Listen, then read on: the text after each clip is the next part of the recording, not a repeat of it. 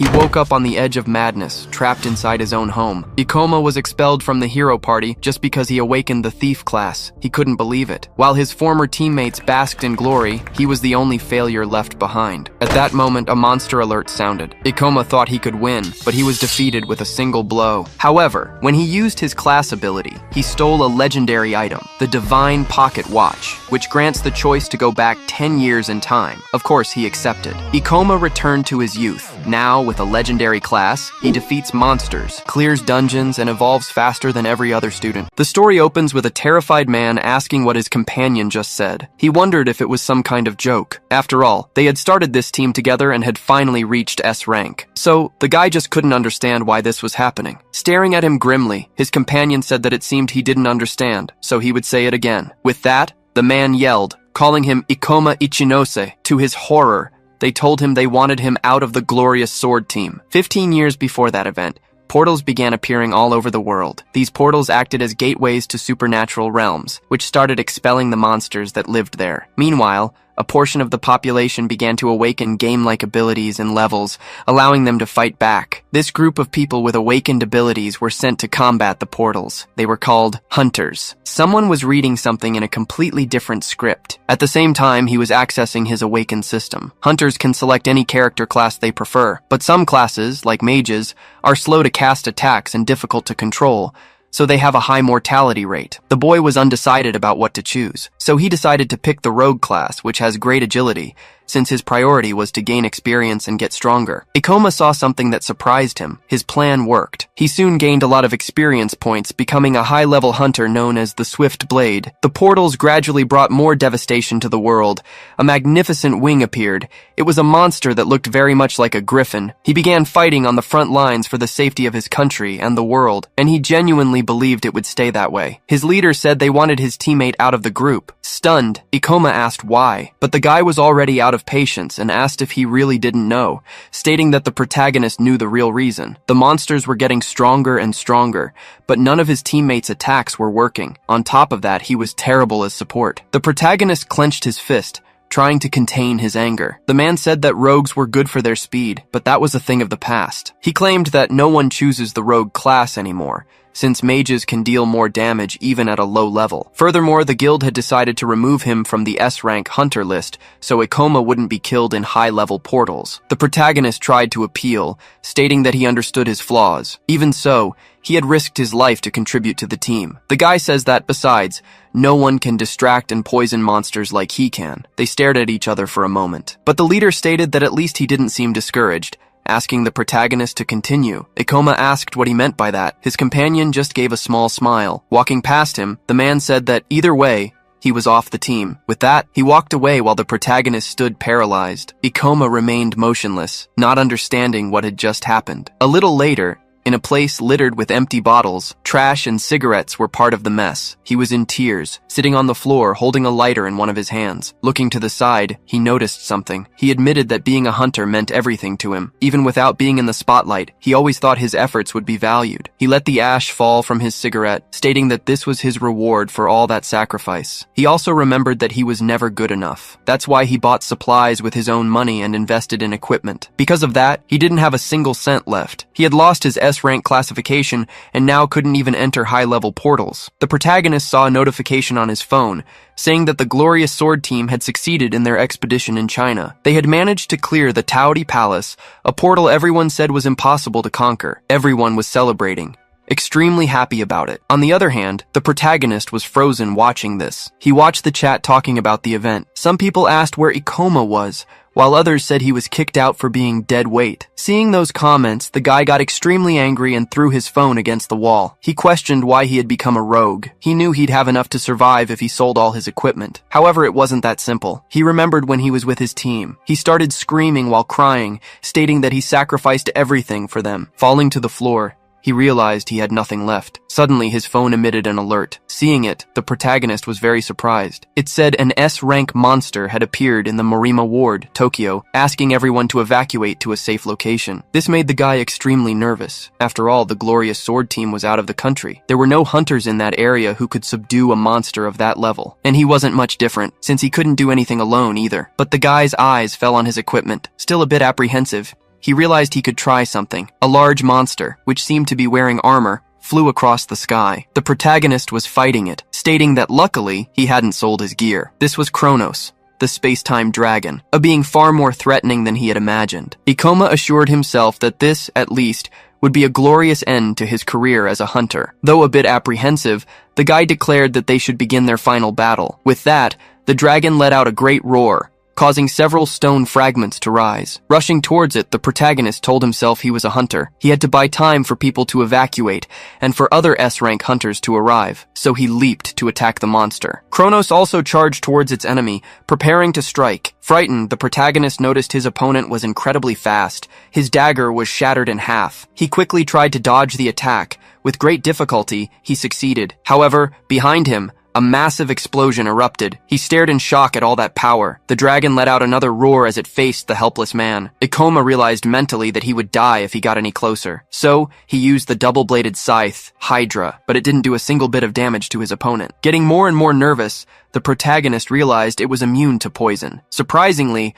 Kronos launched another attack with its claws. Thanks to his speed, Ikoma managed to dodge, though with some difficulty. He admitted to himself that he couldn't win this way. After all, he would have died if he wasn't a rogue. Still, he was cornered with nowhere to run. This was his only chance. He took a rope with a blade-like tip and began to spin it. With that, he threw it at his enemy. This was a klepto claw, used to steal items from its target. He thought that maybe this monster had something useful, something that could give him a chance to counterattack. His eye gleamed as the large claws came towards him. The slash was so fast and powerful that it completely destroyed his equipment. Even wounded, the protagonist laughed, saying that it seemed this was it. Lying amidst the rubble and covered in blood, he wondered if this was his end. With his eyes rolling back in pain, he admitted he could barely see anything, and that, after a lifetime of saving so many others, this was how it would all end for him. He declared he would love a chance to start over. He noticed something in his hand and wondered what it was. He realized the klepto claw had managed to steal something. It had acquired an epic item, the divine pocket watch. It offered a unique opportunity to go back 10 years in time,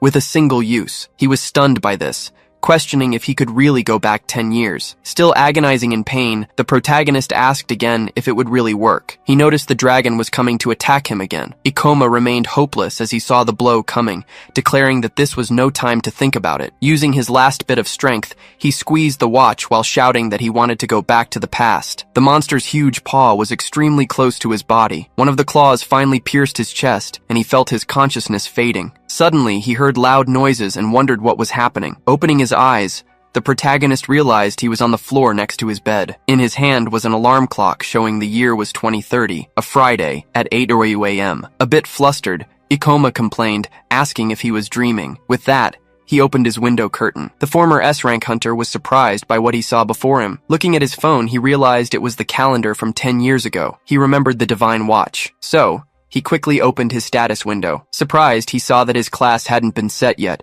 Realizing that this meant he had truly gone back in time, the protagonist gave a slight smile, seeing that he could do things differently. With that in mind, he declared that he would become the strongest hunter of all time. A man was saying that everyone was reporting deaths there, warning that they should restrict service entry into the portals. The protagonist watched this video while brushing his teeth. Another man said that every year the monsters increase in number and strength, and sending in people without powers would only result in more casualties. Ikoma said the watch really did send him back 10 years. He mentioned that at some point people stopped debating this issue. After all, it became clear that everyone must learn to protect themselves. Knowing what happens in the future would be very useful. Besides him, no one knew which monsters gave the most experience points or where to get rare items. However, he preferred to choose a class first, and to do that, he needed to reach level 10. There weren't many portals for low-level, classless hunters, so the guild regulated all those that hadn't been cleared yet. He was in a goblin den, an F-rank portal, stating he could reach level 6 after killing the last monster. A guy was killing some of the goblins next to him. The man laughed, saying he arrived just in time, and asked if the protagonist was okay. But mentally, Ikoma wondered who this guy was. He said the kid couldn't clear this portal alone, explaining that goblins are weak but can be dangerous when they team up. With a smile, he said his name was Kenji, a level 16 hunter with a great sword, who makes sure rookies don't get killed. He said people call him the tutorial guy, while mentally, Ikoma thought the guy must have nothing better to do. The man explained that hunters don't have an official retirement age, so he thought this would be a great source of income, but the boy was extremely disheartened. wondering how he got into this situation. He shouted in celebration that he had finally reached level 10. The system notified him that his level had increased and he had received 2 skill points. The man started slapping the protagonist on the back, saying he finally hit level 10, while the boy thanked him. He stated that if Ikoma kept this up, he could become famous, while the boy thought to himself that he could reach S rank. The guy said he could now select his class and could count on his help if needed. The protagonist thought for a moment. Each class comes with a unique set of skills, which can be acquired by spending skill points. The old man suggested swordsman, so the kid could attack enemies just like him. But since he was agile, rogue would also be a good fit. However, he was curious to see that the boy hadn't chosen a class yet. Kenji asked if he didn't know how to use skill points. He questioned if no one had told the kid to start with the mandatory skills, light steps, and fortitude. These 2 skills are responsible for increasing a person's physical attributes. They are considered mandatory for beginners because most hunters have no means of defense initially. But since his goal is to be the strongest hunter of all time, he can't waste his skill points on such things. So he would only need 1. As he made his choice, Kenji tried to stop him, telling the boy not to pick that one. The guy started saying that damage-resistant skills are useless. On top of that, he would never find any use for fall damage resistance. The system notified him that he had acquired fall damage resistance. The old man asked if he was afraid of heights, and told the boy to be more careful when choosing his next skills. Leaving the guy even more stunned, the protagonist used another 10 skill points to get his resistance to level 2. Driving him crazy, Ikoma evolved it to level 3, using another 15 points. Lamenting, he said he couldn't believe the kid wasted all his points on fall damage resistance. He said the boy now had only 2 options, be a swordsman or a civilian, but the protagonist assured him there was another. This left the man completely surprised. Ikoma chose the Gravity Master class. This is a hidden class that only appears when you spend all the points earned in the first 10 levels on fall resistance. For a long time, no one knew about it because of its activation requirement, but even after its discovery, not many chose it. Besides, there are many challenges in manipulating gravity, but he had also been an S-rank hunter. That's why he knows this is the best class there is. The old man shouted, telling him to stop. After all, this would turn the boy into a mage. He stated that he could still cancel and choose to be a swordsman, but Ikoma assured him this is what he wanted. With that, it was notified that he had acquired a new class, along with gravitational abilities like manipulation and magic. Seeing that he had succeeded, the protagonist started to celebrate. He shouted that he was finally a mage. This time, he would become a powerful S rank and would never have to go through that humiliation again. Kenji remained a bit nervous as he looked at the rookie. He called out to the boy, stating that he didn't seem to understand that the mage class wasn't all that great. The old man explained that mages are more vulnerable and their mortality rate is much higher than other classes. He added that maybe the kid should reconsider being a hunter at all. Seeing this, Ikoma mentally noted that he expected as much, since people tend to think other classes are better. Startled, the guy started yelling, asking what was happening. A Red Hood goblin at level 17 had appeared unexpectedly. Scared, he admitted he couldn't believe a high-level monster had spawned there. It started chasing after one of the female hunters, while Kenji tried to help her escape. But mentally, he admitted he didn't have the skill to face stronger monsters, which is why he never leaves this place. But the rest of the hunters here are only level 10 or below. No one else can stop that monster. Extremely nervous, he remembered the protagonist. He ran with his sword in hand, saying he would deal with that goblin. Even Ikoma was surprised to see a Red Hood there. Mentally, he thought that Kenji should be able to handle that monster at his current level. However, the man was just defending while the goblin attacked relentlessly. The protagonist noticed that apparently he had no experience fighting monsters stronger than himself. The old man started shouting, asking if there was any hunter level 15 or higher to help. They asked if Kenji wasn't level 16, but he said he couldn't face something above his own level. The protagonist admitted he shouldn't offer to help. After all, the monster was too strong for him to handle. He also noticed he couldn't even see its movements and would die instantly if hit, making matters worse. Besides not knowing his abilities well, the Gravity Master has low stats, but he remembered when the guy helped him and worried if he was okay. It made him realize it would be awful to let someone like Kenji die. So, he grabbed his sword, stating he always liked to challenge. He said he would see if he could overcome his class's weakness. Frightened, the man warned that his level was too low, not to mention that mages are weak against melee attacks, and a monster of that level could easily kill him in the blink of an eye. Ignoring all this, the protagonist called out to the Red Hood. The monster, still in a frenzy, looked at him as the boy said he would use it to test his abilities as a gravity master. He said he believed this was the best class, which is why he was risking his second chance, but he couldn't run from something so weak. As he charged forward, he said that otherwise, there was no point in choosing this class. The man told the kid to run, just as the monster drew its sword and went after the rookie. The worst part about being a mage is their terrible physical attributes, always needing to rely on hunters of other classes. But he was different. As a gravity master, he can temporarily boost his attributes through manipulation. So, he used manipulation to cut gravity in half. With this, he was able to quickly dodge his opponent's attack. Even Kenji was surprised and asked how he got so fast. Mentally, Ikoma explained that this skill increases the caster's movement speed by having gravity. However, he can only make linear movements, but that's fine if he can predict the enemy's moves. The monster attacked him again, but the guy managed to dodge once more. He stated that he had fought against thousands of monsters at once, using nothing but his speed as a rogue. The Red Hood felt the consequences after taking a hit. The old man kept asking how a low-level mage could deliver such fast blows. With an understanding of mana management and the class itself, many gravity masters were able to match their physical attributes. The protagonist said that low-level monsters follow simple patterns, so it's easy to fight them. You just need to increase your speed. The old man asked Ikoma how that was possible. Surprising him, the kid shouted for the man. He asked him to finish the goblin. With that, Kenji ran with his sword in hand. The boy continued to stare at the monster, while it looked at the old man charging with his sword to strike it. With a smile, Ikoma asked the creature how it dared to turn its back on him. So, the protagonist used gravity magic, freezing it in place. The goblin was completely paralyzed as it heard something. Above it was the old man preparing to deliver the final blow. With that, he struck,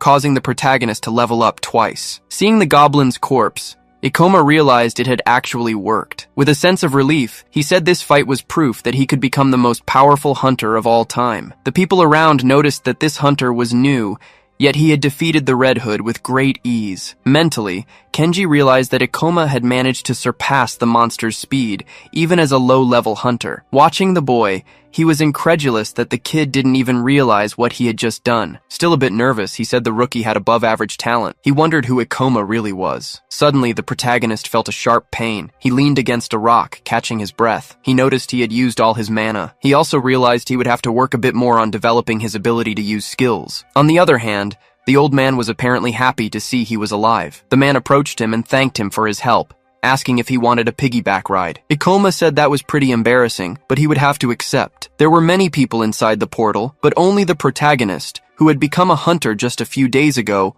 offered to help. Mentally, the man continued to thank him, stating that he had helped him find the necessary courage. He had let fear control him, which is why he only hunted monsters below his level. But now it was time to stop being the tutorial guy. Thus, he decided to walk like a winner. Meanwhile, Kenji said it was an honor to witness the birth of this hero. He thanked the protagonist once more. That portal proved what he could do as a gravity master. Now his goal was to level up. However, fighting alone would be inefficient, not to mention the risks involved. He needed someone he could count on. An attendant said she had never heard of a gravity-related class. She asked if the boy could really be a hunter with such low stats. But Ikoma changed the subject and asked if anyone was looking for party members. The woman said yes, and informed him that there was one that accepted anyone, regardless of class or level. The boy asked if she could introduce him to this person. A little nervous, she said his class was mage, and he also had very low attributes, which could get him rejected. He said that many rare classes are very difficult to handle, so he already expected people would have a hard time accepting him. The protagonist asked her for their contact information so he could try to solve this problem. A guy showed up saying the boy was causing a lot of trouble for the attendant, telling him to just give up and leave. Ikoma asked who he was. The guy said the kid was pretty funny, claiming he should know him. He introduced himself as Kakeru from the Thunder Knights team,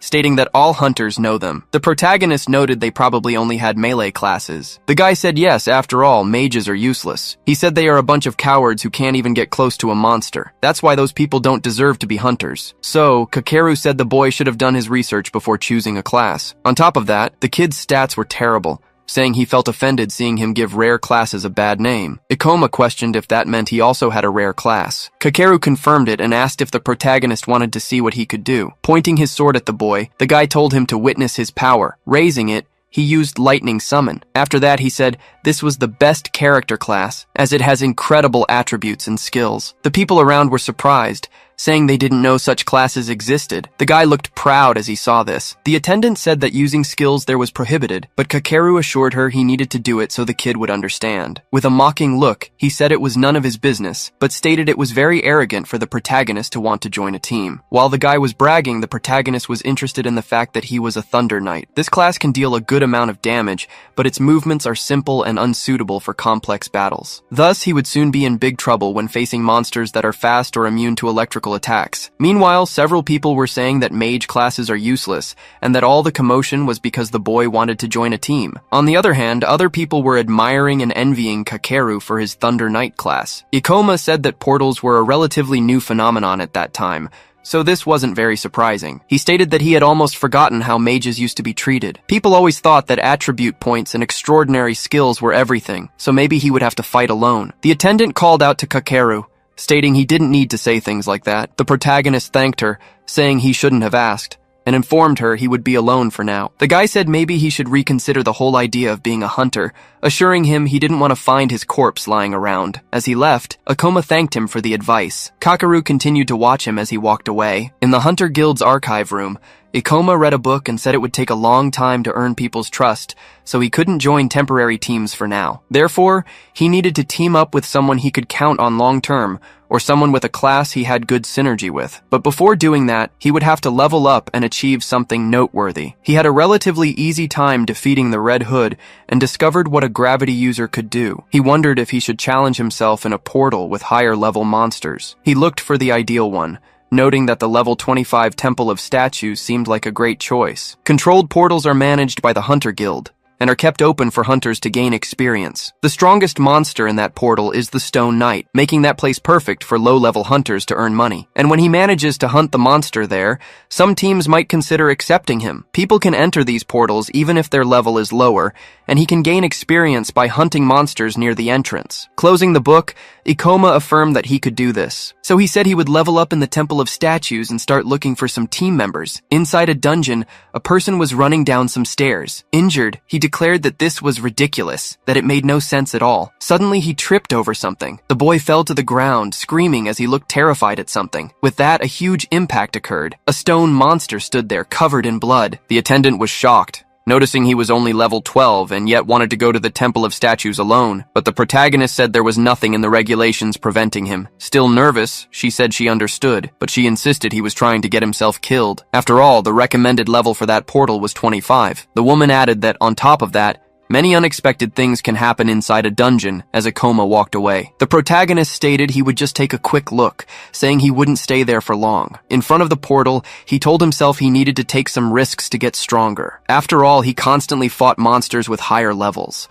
Otherwise, he would never gain enough experience to level up. However, this shouldn't be taking so long, as he could gain several levels at once by killing a monster here. He walked past some statues. One of them had a crystal on its forehead. It took advantage of the boy's opening and tried to attack him from behind, but he managed to dodge, saying he saw it coming. Ikoma opened his status window, noting that it must be a level 20 monster. Looking directly at the stone being, the protagonist declared he should be able to handle it, so he continued to dodge his enemy's attacks. To his surprise, he realized he had been cornered. The stone monster kept advancing toward him. With that, he used his gravity reduction. He was able to get out of that spot and even land a blow on his adversary. However, it hadn't suffered a single scratch, but the protagonist assured himself that this thing couldn't kill him. Besides, he could see all its weak points. At that moment, he began to land a series of attacks against the statue. Seeing that he had caused a reasonable amount of damage, he admitted it would be difficult, but he declared he had expected high defense stats. The monster came at him again. Even though it might take a while to defeat it, he still wanted to test something. So, he used gravity reduction again, and he managed to dodge his enemy's attack. Then, he increased the gravity while pointing his sword at the statue. With a single blow, Ikoma managed to pierce the monster's chest. A red glow began to emanate from within the crack. With that, it was split in half. He explained that he made himself lighter to increase his speed. Then, he accelerated himself with gravity toward the point of impact to increase the damage. This combination made his strike much more powerful. Just as he expected, he gained several levels at once, claiming it was best to use them immediately. As he opened his status window, he said he already had something in mind. Still thoughtful, he said he could only upgrade one skill with the points he had, so he decided to go with gravity manipulation. So, he confirmed it in the system. This caused his manipulation to evolve to level 2, allowing him to manipulate the gravity acting on his own body. He was satisfied with this result. He realized that now he could control the direction and force of gravity. He figured he might find a good use for this. But anyway, the real reason he came here was for the demon stones. This is the core of the monsters, which would serve as proof that he killed a stone knight. Even though he got what he came for, he still had plenty of mana left. So, he looked back, searching for more enemies. Seeing there were several others, he decided to hunt a few more to test his new ability. Suddenly, someone summoned a lightning bolt and destroyed one of the statues. The Thunder Knights group was hunting in the same portal. One of Kakeru's companions said he was impressive, having defeated one of the monsters with a single blow. The girl said that stone knights seemed to have resistance to electricity,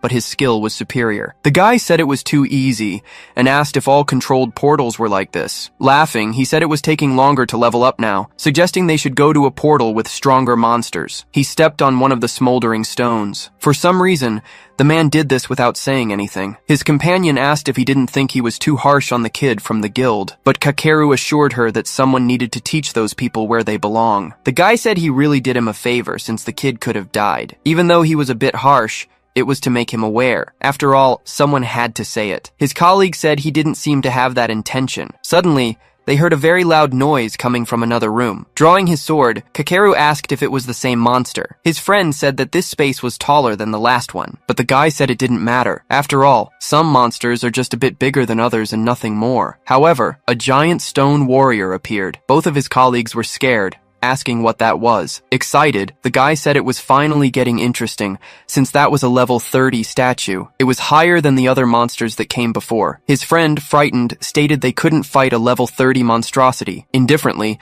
Kakeru said he had been thinking about something lately. He claimed that monsters at his level weren't fun because they were too easy. Since the Thunder Knights are much stronger than other hunters, he wanted to try going against that stone knight. The monster raises its weapon to strike. The impact causes the ground to crack. His companion asks if he's sure about this, but Kakeru says there are 3 of them. Grabbing his sword, he says this one is big and high level, but stone knights are nothing more than moving statues. That's why they're slow and dull. Just then, the monster launches an attack at him. He dodges with visible difficulty. A bit worried now, the guy figures it might be a little faster because of its level. Leaping toward his enemy, he says he can still expose the statue's weakness after attacking it. With that, he strikes the monster with his lightning sword. Getting nervous, he says it seems things just got a bit more complicated. After all, its defense is higher too. The Stone Knight quickly readies its great sword again. Swiftly, it unleashes a powerful strike. Activating his Thunder Knight power, Kakeru believes he can block the attack and get out of its reach. Suddenly, the statue moves incredibly fast. With that, the guy is hit.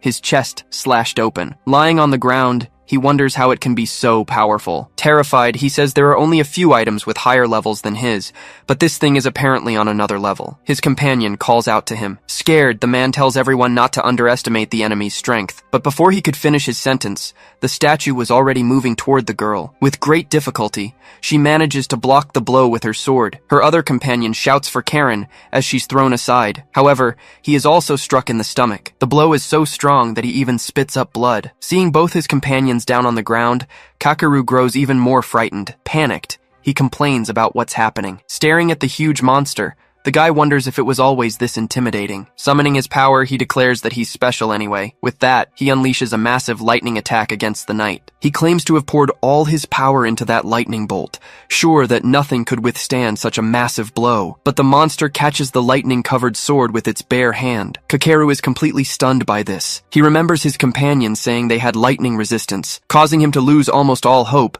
the statue simply shatters the sword in its hand, powerless. He can only watch as his sword is broken in half. Desperate, he immediately leaps back. Terrified and frantic, the guy starts crying uncontrollably. However, the monster keeps advancing toward him. He's in disbelief as he watches the statue get closer and closer. The creature raises its sword while Kakeru insists this can't be happening. He declares he doesn't want to die like this. Before him, on the ground, lay his broken sword. The Stone Knight stood still, looking down at him like he was an insect. Trembling with fear, the man begins to beg for his life. Bowing before it, he pleads not to be killed. He screams for someone to save him. Suddenly, a leg shrouded in purple magic appears. The monster raises its large stone blade. Meanwhile, the protagonist uses gravitational reduction. With this, the statue is paralyzed for a moment. It notices this and looks around, searching for the source of the attack. The monster spots a purple light coming from its ribcage. Landing a short distance away is Ikoma. He assumes he knew that wouldn't work. Surprised, Kakeru asks if he's the guild newbie who chose the mage class, but the boy doesn't answer. Annoyed, the guy demands to know what he's doing, claiming there's no way he can defeat that monster. The protagonist had already reached level 16 and assumes that Hunter is right, and he's certain this won't be easy, since it's a level 30 stone knight. The creature probably reached this level by consuming weaker hunters and monsters, becoming an irregular specimen. Even so, he has to admit the monster is huge. He declares he just wanted to take a light stroll around here, looking for a monster to kill before leaving. However, he never imagined he'd find something this big. Still on the ground, the guy tells him to stop admiring the knight and just run, stating that it defeated them before they could even attack, with both his companions thrown to the ground. Ignoring him, the protagonist activates gravitational reduction. The monster, like him, also prepares to launch a major attack. However, he manages to dodge thanks to his speed. Quickly, the statue changes its movement and tries to hit him another way. As he touches the ground again, Ikoma immediately jumps. By doing so, he gets above the monster while dodging the blow and strikes the knight's head with his sword. Still on the ground, Kakeru mentally admits he can't believe it. After all, how could a low-level rookie mage do that? Fighting on almost equal footing with a monster like that. In his head, the protagonist realizes the monster isn't that fast, despite its high level, so he can easily outmaneuver it. But his biggest problem is that he doesn't have any skills powerful enough to defeat it. The Stone Knight is a monster with high defense, so his attacks would hardly work against it, not to mention the huge level difference. Besides, he'll soon run out of mana if he keeps using manipulation, so he doesn't have much time. Suddenly, the statue prepares to strike again. As he dodges, Ikoma admits this is a bit reckless, but either way, he has to try. The monster swung its sword as he dodged. Kakeru says he knew it was a long shot, but he hoped the guy could handle it. However, his attack didn't work either. His gravity reduction ability consumes a lot of mana, but he can't fight powerful monsters without it. He realizes he can't drag this out any longer,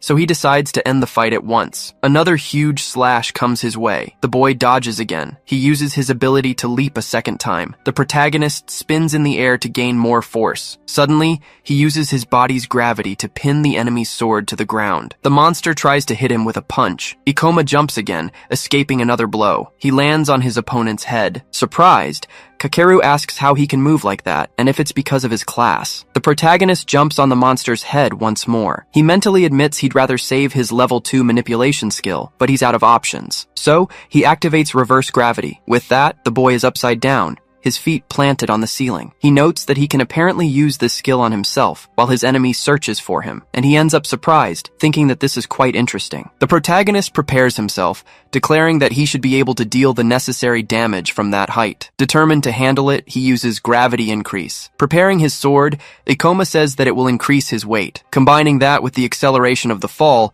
he'll deal more damage. He shouts that it's too late, and the monster can't stop him. Piercing through it, the protagonist uses Meteor Fall to end the battle. The giant monster is split in half and begins to dissolve. As the fragments of its body fall, he's notified that he has been granted 524 experience points. He leveled up from 16 to 23, gaining another 14 skill points. Pleased, he sees that his plan worked. After all, he killed a monster whose level was almost twice his, which is why he gained so many levels at once. After his victory, Ikoma celebrates. He drops to his knees after increasing his fall damage resistance to level 3. Mentally, he admits the impact of the fall was severe, but he's happy to have gotten the resistance in advance. On the other hand, Kakeru was amazed, thinking it was incredible. After all, his lightning didn't work on that monster thanks to its resistance, but a mage still managed to defeat it. Awkwardly, he asks why the protagonist helped him, since he treated him so badly at the guild, but the guy quickly panics, suspecting Ikoma might be there for revenge. Making him even more nervous, the boy calls out to him. He asks if Kakeru can get up on his own and if he's okay. The kid is surprised by this unexpected reaction. He starts to laugh,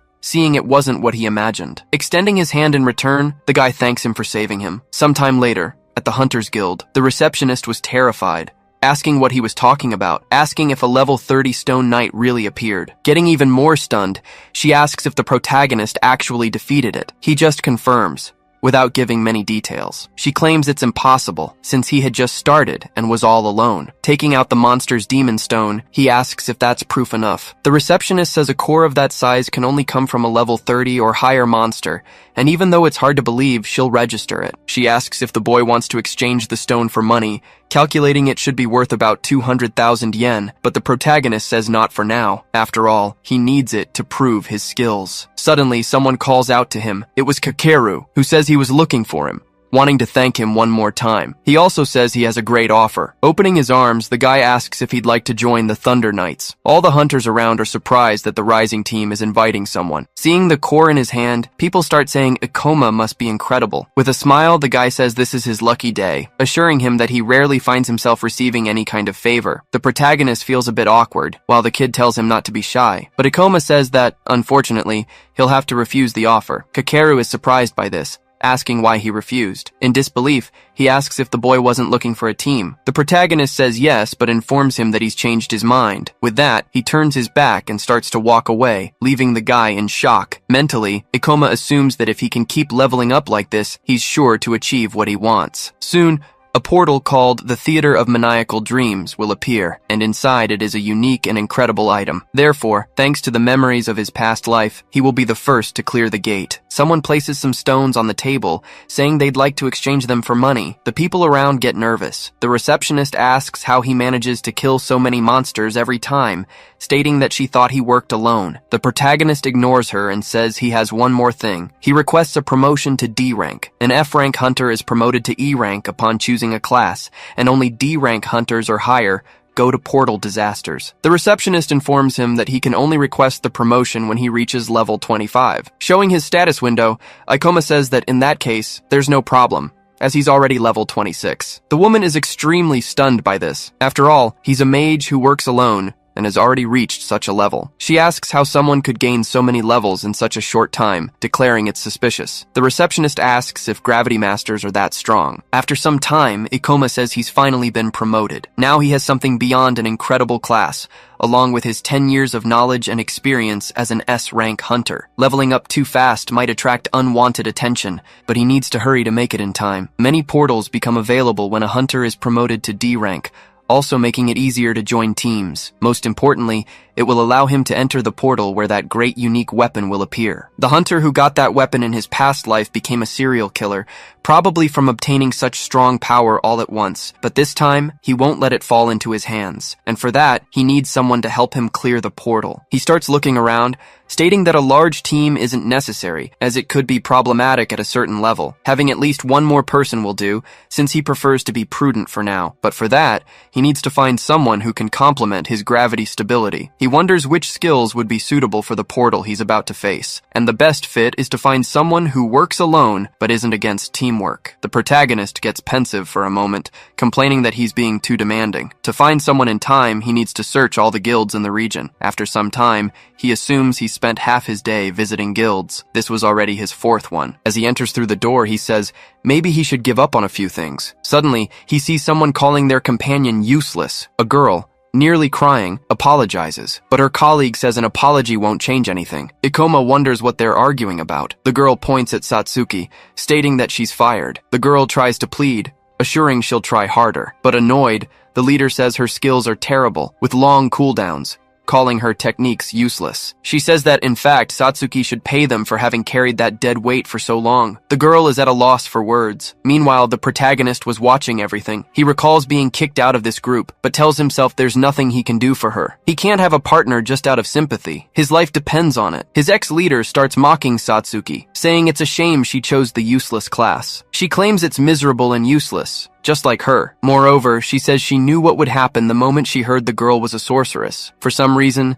this makes the protagonist extremely interested, even as the others tell her to give up being a hunter. Sorcery and gravity complement each other. She can deal a lot of damage to the theater portal's boss, so he's a bit undecided on whether to recruit her. However, the girl asks what he's looking at. The protagonist introduces himself, stating he's a D-rank hunter looking for a team to join. She immediately gets interested upon seeing his D-rank hunter license. The girl tries to seduce him, informing him that a spot just opened up in her group, and asks if he'd like to fill it. However, he excitedly calls out to Satsuki, asking if she wants wants to join his group. The girl doesn't quite understand what's happening. Meanwhile, her ex-colleague is extremely confused. Mentally, Ikoma notes he can't lose this opportunity, as she's a sorceress, or rather the person he was looking for. But the other woman again tells him not to waste time on that girl, and asks the protagonist to join her group. A bit sheepishly, Satsuki thanks him for the offer, but says he's a D-rank hunter, and she's not even level 20. Grabbing her hand, he assures her it won't take long for her to level up,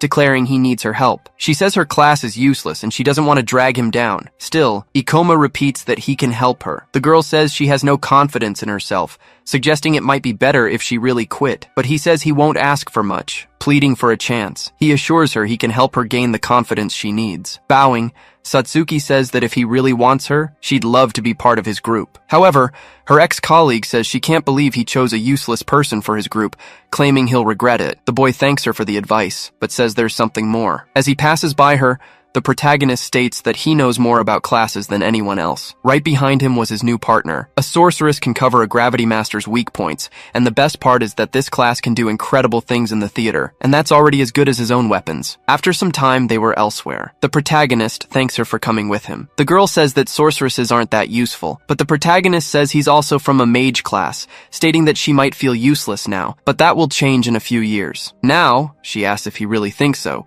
which Ikoma confirms. It'll be better, right? For now, they need to talk about a portal. Determined, the girl assures him that he is right. But, making her nervous, he explains that it's not a controlled portal. Ikoma says they will enter a portal that hasn't appeared yet, with a recommended level of 30 or higher. Scared, the girl says the recommended level is too high, and on top of that, it's an undiscovered portal. Undiscovered portals are those that haven't been around long enough for anyone to analyze. Extremely nervous, she says she's still level 17, and her class is terrible. But the protagonist tells her not to worry, guaranteeing that nothing will happen to her, as he'll fight alone. In his past life, he read all available records on portals. That's how he managed to devise a strategy to clear the theater. He declares that the two of them can easily clear the portal. He states that the girl just needs to trust him. He feels bad for dragging someone into this, but he must protect that weapon, no matter what happens. Satsuki asks how the protagonist knows about a portal that hasn't even appeared yet. Ikoma says he can't tell her all the details, but in short, it's all thanks to a rare item. She says she doesn't believe it. After all, there's no way an item could predict a portal that far in advance. Startling her, everyone's phones begin to sound an alert. Nervously, she grabs her device to see what it's about. The protagonist does the same. Everyone starts talking about the portal alert,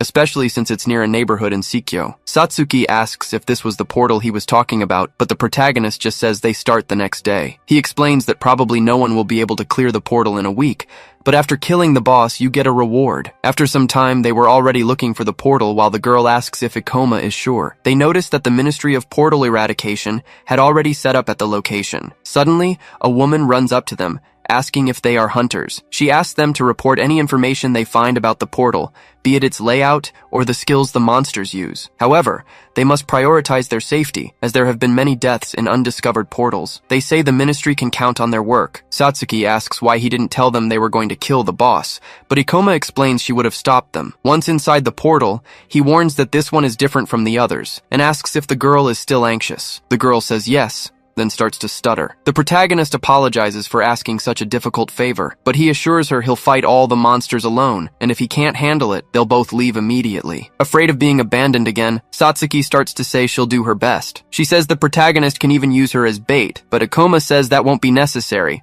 telling her just to cast her spells. The girl says she barely knows any useful skills. He asks if she can use something called mana drain. This ability drains mana from a target, making it useful in long battles against more powerful monsters. Since it also allows you to give that mana to a party member, it's the perfect skill to support gravity users. With this, the protagonist won't have to worry about his mana while facing monsters that can be drained. The girl says that skill is too slow and not very mana efficient, and that it's better to use one that hurts enemies. Mentally, Ikoma thinks that might be true if one of them specialized in it, while saying he'll fight at his maximum, and that should give her all the time she needs. Fighting against him was a large clown bear. While dodging the blows, he shouts for his companion to use the skill. She summons a ball of shadow. She launches the large spell at the bear. With that, the bear screams as it's hit by the ability. The protagonist notices that the monster has let its guard down, so he prepares to jump toward the enemy. Quickly, the guy was already above his adversary. He increases his body's gravity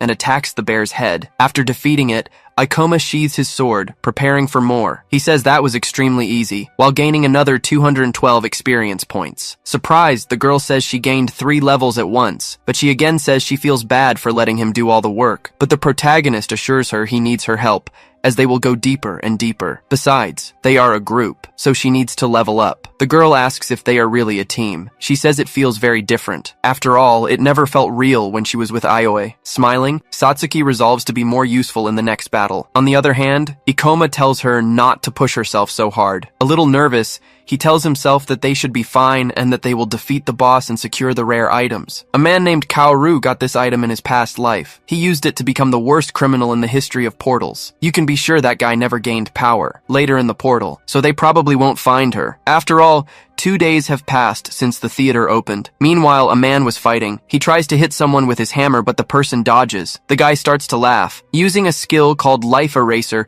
he manages to land a fatal blow. His dagger gets covered in his opponent's blood. As the man's body collapses, Kaoru says the guy should have known not to pick a fight with him. He notices he's leveled up again. The psycho says those losers gave a surprising amount of experience points. He says humans don't fight each other, so they're much easier to defeat and kill, now at level 36. Returning to the protagonist's group, he was using gravity increase. Ikoma summons a dark orb in front of him. With it, he slams the Jack-in-the-Box clown to the ground. Embarrassed, the girl says that even just casting spells behind him for a while, she gained many levels, already at 22. She says she feels like she got so much for doing nothing, claiming he probably could have done it all alone. But the protagonist says it's only this easy because they haven't found a powerful monster yet, as these have simple patterns. Reassuring her that the sorceress class is powerful, the girl replies that it doesn't seem that way. Changing the subject, Satsuki asks if they're leaving now, since he's used a lot of his mana. After all, his mana was almost gone. He says he's using gravity manipulation to boost his stats, and that's the cause of so much drain. The girl says the guild warns them to leave once their mana drops below 50%. With a smile, he says it's time to test that. In front of them was a clown goblin. The protagonist asks if she's ready, informing her that they're about to start. Immobilizing the monster,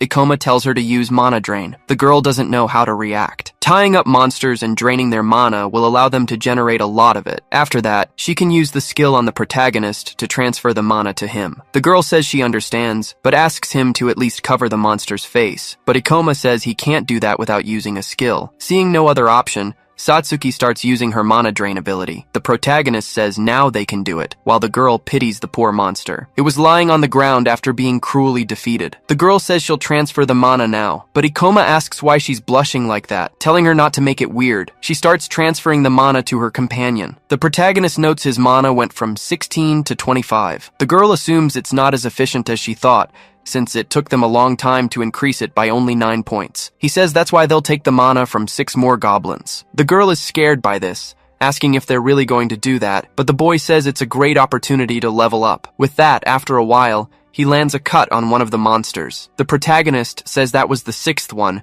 and asks about her mana, which she reports is almost fully recovered. Satsuki's level went from 20 to 22, while Ikoma only went up once. Excited, the girl says they can keep leveling up and exploring like this. But Ikoma says that if they take too long to recover mana, it could lead to accidents. Even so, he can fight monsters like that all day, guaranteeing they'll never lose to them. Opening her status window, Satsuki says she gained many levels in a single day. She states that this is completely different from all the other portal expeditions she's been on. The guild always taught them not to face monsters beyond their level. The protagonist becomes thoughtful upon hearing this. Standing up, he says the guild has to recommend that for safety. However, you hardly get stronger without facing high-level monsters to acquire skills and experience along the way. She watches as he talks about this. Suddenly, the girl becomes determined.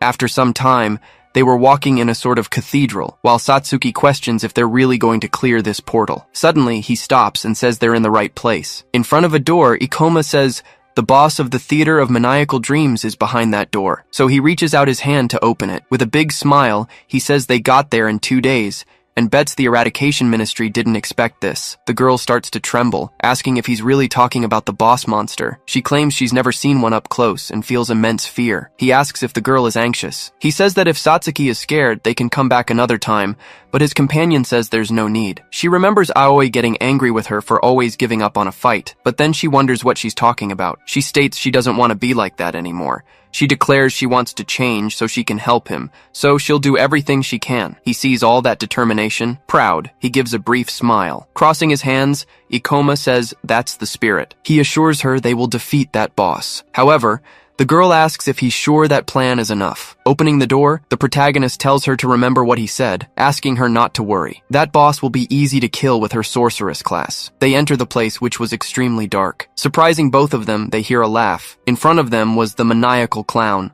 a level 35 boss. Scared, Satsuki says that's the portal's boss. Seeing the large monster, Ikoma says nothing, just observing it. But deep down, it seems that after defeating this boss, he can finally have the item he always wanted in his past life. He says they'll finish this, telling the girl to follow the plan. Satsuki declares she will, as a silhouette appears behind them. Kaoru was watching them, hidden. The psychopath gives a slight smile, seeing it will be easier than he imagined. The large clown begins to move its hands while laughing maniacally. The protagonist makes a kind of signal with his hand to his companion. Both start running in parallel towards the boss. He says he'll make the boss chase him, while Satsuki waits at a certain distance. Boss monsters have a large amount of HP and high recovery, so they can't be defeated in a direct battle. That's why they'll have to use some tricks. On the other hand, the boss was summoning a ball of light in its hands. It throws it towards its enemy. Ikoma uses gravitational reduction, noticing it's about a meter away, making it possible to dodge with some ease. On the other side, the girl starts to prepare. She quickly uses mana drain. With that, she begins to drain the boss from behind. However, the monster senses her presence. Just by looking at her,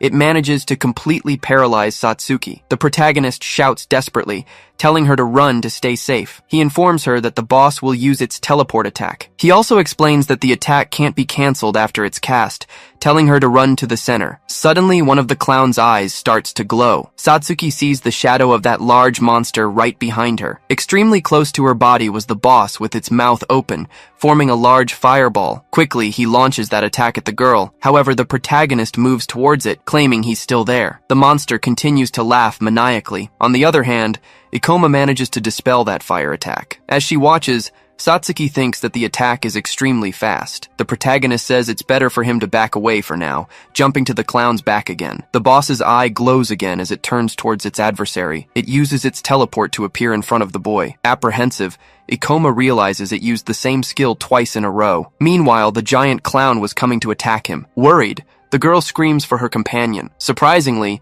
he uses gravitational reversal. With that, a large explosion occurs. The monster continues to laugh, not understanding much. To its surprise, the protagonist was hanging upside down. However, the boss's eye glows a third time. He says it's not as easy as he imagined, but everything is still going according to plan. The girl remembers asking if they really wouldn't attack the boss monster, but the protagonist informs her that the boss uses magic spells extremely quickly, and if they approach it slowly, they'll be incinerated. But if they attack from a distance, it will use its teleport to quickly get within its attack range. But this monster has a critical flaw. Back in the present moment, Satsuki uses her mana drain ability again. The clown looks towards her. It widens its eye, seeing an opportunity. Scared, the girl says she got too close and that Ikoma won't be able to protect her. Mentally, the protagonist says it was about time. The boss extends its palm, summoning an attack. The girl simply closes her eyes, not knowing what to do. However, it can't use the magic. Smiling, the protagonist says he's out of mana. Its flame attack and teleport movement require a lot of mana, and on top of that, the clown can't attack without its abilities. The monster simply starts running. However, Ikoma prepares to jump. He leaps towards the enemy, using Meteor Fall, and so he hits it right on top of the boss's head. The protagonist warns that it can't escape its prey, as it needs skills even to move. Satsuki uses her magic again, launching a ball of darkness at it. The monster starts to scream in pain. With that, the protagonist increases the gravity and falls on top of it using his abilities. The portal boss had finally been defeated, generating 1043 experience points, also causing Ikoma to level up to 30. His companion is extremely happy that they defeated the boss, asking what they'll do now. Ikoma says the gate will close in some time, so they should leave before then. Satsuki questions what would happen if they got trapped. The protagonist tells her not to rush, as it will stay open for at least half a day, and they haven't encountered any more monsters. Blushing, the girl says she didn't know. Suddenly, the clown's body starts to glow. Confused, Satsuki asks what that is, while the boy says he finally got it. In front of him was the reward for killing the boss, the clown's blade. The protagonist says that blade is a great match for a gravity master, It could even be considered a hack. The girl asks if this was the equipment he was looking for. The blade increased attack by 11 points, along with decreasing skill activation time and reducing mana cost. Satsuki says that at times the weapon's stats seem mediocre, but the protagonist replies that in reality, it's incredible. He informs her that the stats and damage are just a bonus. What he really cares about is the item's effect. Since it can increase the overall power of classes that rely heavily on skills, it makes it a super powerful item. The Gravity Master is vulnerable when switching between skills, along with high mana consumption. So, this weapon can compensate for his weaknesses. The girl is surprised to learn all this. In his past life, the hunter who got this sword reached A rank thanks to this item. Moreover, he became a criminal to kill other hunters, so the protagonist is practically preventing an incident by taking the sword. Meanwhile, Satsuki continues to observe the blade. She becomes thoughtful about the fact that he can compensate for his weaknesses. Suddenly, the girl gets extremely nervous and asks if this means he doesn't need her anymore. Ikoma says no, as the item doesn't prevent him from running out of mana, and asks if she minds continuing to work with him. Still staring at the blade, the girl says that's fine by her. Ikoma doesn't quite understand, while the girl gets angry, stating that she's now in a competition. He says that after gaining some levels, he needs to spend some skill points. Since he's aiming for the top, he will drown himself in skills exclusive to Gravity Masters. Still in doubt, he decides what he will choose. After some time, he says that looks good, increasing his gravitational magic level to 2. After raising his manipulation to level 3, the protagonist notices he's gained another skill, the Super Gravity Bullet. He admits he relied on manipulation all this time, but now the item will make his magic use easier. The protagonist gets all excited, saying he wants to test all the skills. Suddenly someone appears, saying he apparently arrived a little late. Kaoru says it seems the boy has already defeated the boss. With a perverse look, the guy comments that Ikoma must be pretty strong. A bit nervous, the protagonist mentally assumes this isn't the best time. He also notices that Guy was using a stealth skill to hide and watch the fight. He was probably gathering information about the monster, assuming the two of them would die. He mentally reaffirms that he's seen many people do this in his past life. He asks who the guy is while observing him more closely. At that moment, he realizes the man is familiar, noticing that he is Kaoru, the one who had taken the blade in his past life, becoming the person who turned hunters into prey. Wondering how this is possible, Ikoma recalls that it took longer for that guy to reach the portal in his past life. Scared, the protagonist complains about what that psycho is doing there, but then he understands. The guy must have been hiding in the monster's chamber the whole time so he could steal the drop. Kaoru probably waited for the winning hunter to get tired so he could attack. Satsuki asks him what's wrong. Seeing the sword, the guy asks if that's the loot, questioning if the protagonist got it after defeating the boss, and then he asks if he could take a look. The protagonist says of course, as he extends his hand. Mentally, the guy calls him a fool. Looking at both of them, he says they are naive, and that he'll kill the man first, and then he'll play with the girl until he gets sick of her. Approaching them, the psycho says they should be more careful. Then, he extends his hand as his eyes glow red. Drawing his dagger, he uses the life eraser skill. However, the protagonist quickly dodges. Kaoru turns around, excited. However, Ikoma was already swinging the sword. Even with his speed, the assassin manages to evade the attack. At that moment, the protagonist realizes he lost him. He claims he wanted to hit him before he realized the situation, but unfortunately, the guy is too fast. While his companion is frightened, he is forced to admit that Kaoru is much stronger than them. The assassin admits this is strange, asking the boy how he found out what would happen. After all, he thought he was a fool, but it seems the kid isn't as bad as he imagined. Satsuki asks the protagonist what's happening, but he tells the girl that Guy is murdering hunters. He also says that because he's an assassin, it makes him fast and stealthy. Kaoru questions how he figured all that out in such a short time. Changing his expression, he says that at least saves him the trouble of explaining things. Telling them to hand over the item, he guarantees he will spare them both. The protagonist also changes his tone and says the worst part about dungeon crimes is that they leave no evidence. Therefore, he doesn't believe the man intends to let them live. Kaoru is quiet for a moment, but he soon breaks into a smile, stating that this is good. After all, the boy is smart and also very brave,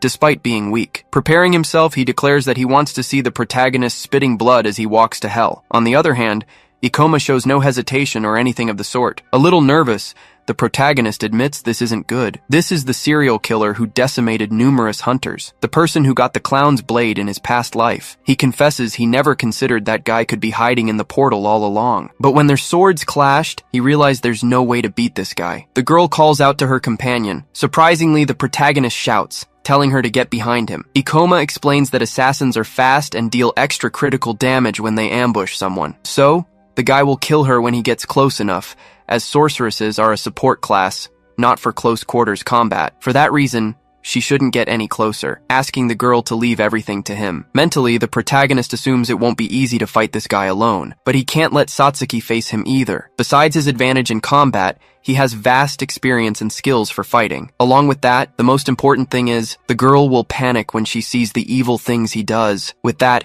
he reuses gravity reduction. Quickly, both of their weapons collide. Even holding a unique item, the protagonist was trembling. Kaoru says he's very good with the sword. However, he warns that he has bad news. After all, the boy probably has no experience in killing people. Unbalancing Ikoma, the guy says that in contrast, he has killed dozens of people and would never lose a battle. Mentally, Kaoru confesses that most people panic, but the protagonist prepares to attack again. Dodging the blow, he says people can't handle the pressure of fighting others, so they tend to make mistakes. But he gets a little apprehensive after another cut passes extremely close to his body, and that's when he notices that this kid isn't shocked at all. In fact, he seems to respond to his movements easily. Kaoru claims that's ridiculous. There's no way a low-level kid is putting pressure on him. Meanwhile, a little nervous, Satsuki was watching the situation unfold. Realizing that her colleague isn't just smart in terms of knowledge, he's also incredibly strong in close combat. In his thoughts, Ikoma admits he's very happy to have gotten the blade in time, decreasing the activation delay of his skills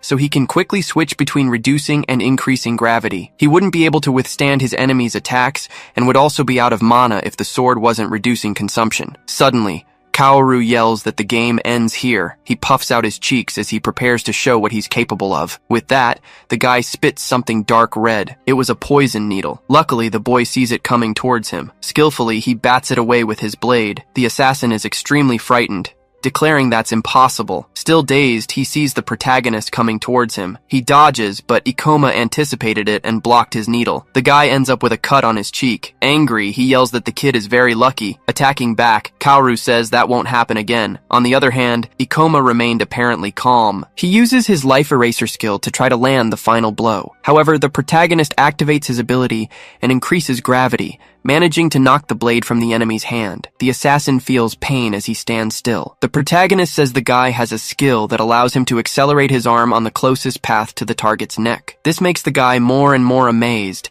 confused as to how his opponent figured all this out. Ikoma states that it's this simplicity that makes the man's movement extremely easy to predict. On top of that, he says that if it were him, he wouldn't use that type of skill against certain enemies. Suddenly, Satsuki starts preparing a skill. She uses her shadow sphere. Kaoru watches the attack coming from behind him. He stumbles a little. When he looks forward, he sees the boy raising his sword. The protagonist quickly slashes with his blade, making a cut on his face. The assassin starts screaming, muttering about his eye. Trying to stop the bleeding, he wonders how the kid dares to cut his eye. As he watches him, the protagonist notes that besides being able to respond to his movements, he can also handle his tricks, and he matched his speed using gravity manipulation. His only problem now is mana. Since he doesn't have much after fighting the boss, he'll soon be exhausted, and when that happens, they'll be completely finished. As he runs toward his enemy, Kaoru promises he will finish the boy. Picking up his knife again, the assassin tries to prepare himself while getting scared, complaining about why it's so hard to finish this kid. After all, he knows everything, from his movements to his tricks. Plus, he's very powerful. As he watches Ikoma go from one side to the other,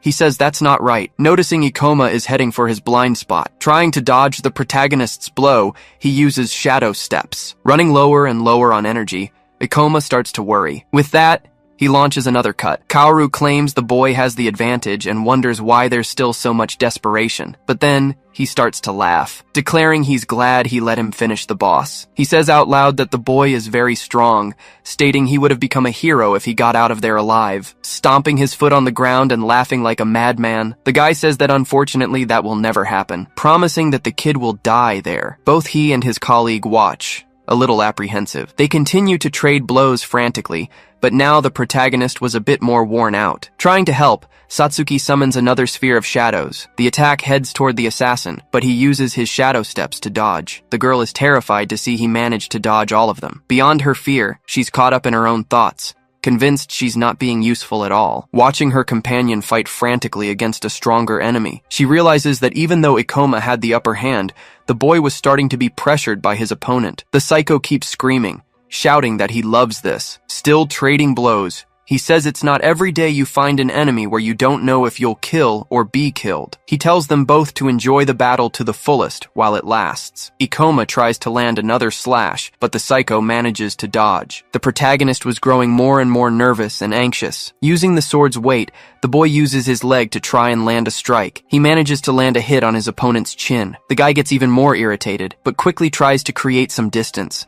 Kaoru says that apparently he has a lot of tricks up his sleeve. Mentally, Ikoma confirms he can make his body lighter with his gravity reduction skill, perform acrobatic moves, and attack. Thanks to this skill, he can dodge almost anything. However, his enemy noticed that he was starting to run out of mana. The guy keeps laughing maniacally while looking at the boy. In his head, he thinks that Ikoma is now using an active skill to boost his physical abilities, but soon he won't be able to keep it up, and that's when he'll finish the kid off. The assassin says that apparently the protagonist won't last much longer, so he resumes his attack, coming at him from all angles. In the middle of this sequence, Ikoma realizes his mana has run out, and this will be his last attack. As the boy leaps, Kaoru is surprised, not knowing how he's doing that. Looking up, he wonders if that's part of the boy's abilities, but the assassin starts saying it's useless, since he won't be able to move in midair. But the protagonist states he has only one chance to use the skill to increase gravity. Therefore, he'll have to put everything into this one chance. Holding his sword tightly,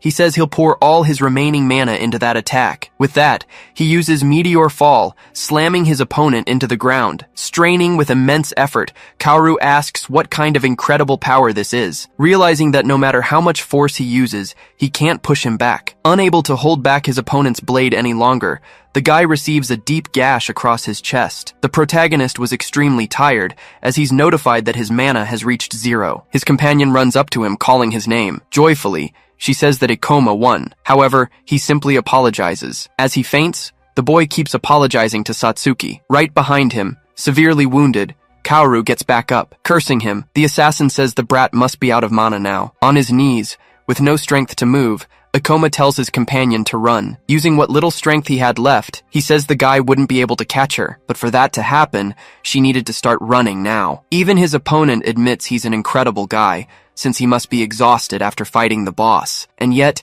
he kept fighting him to prevent Kaoru from touching the girl. This leaves Satsuki more and more stunned. Meanwhile, the psycho says he can't believe Ikoma was fighting him to protect someone so pathetic, admitting that he's starting to admire him. The protagonist was getting more and more irritated by this, and the guy even says he's impressed he didn't say his full name. On the other hand, Satsuki was stuck on those words, wondering if she was really dragging Ikoma down. With tears in her eyes, she admits that Aoi was right and that she should have given up on being a hunter. After all, her companion would have never lost to a guy like that. Remembering when he saved her, the girl mentally cries out for his help again. Suddenly, something changes in her. The girl's expression shifts while the air around her seems to change. The protagonist claims he would never tell his name to vermin like Kaoru. The guy says that's a shame, stating that he really likes him, declaring that he's the first person he's ever truly admired. Because of that, he'll remember his face. Raising his dagger, he gets ready. Surprisingly, the girl summons another sphere of shadows. Even the assassin can feel that this one is different. He starts to dodge, saying she won't hit him with that, but suddenly he feels a sharp pain. Satsuki had hit him with her staff. The guy curses the girl mentally. After all, he's already badly injured. On top of that, she attacked from his blind spot. The girl runs toward her companion,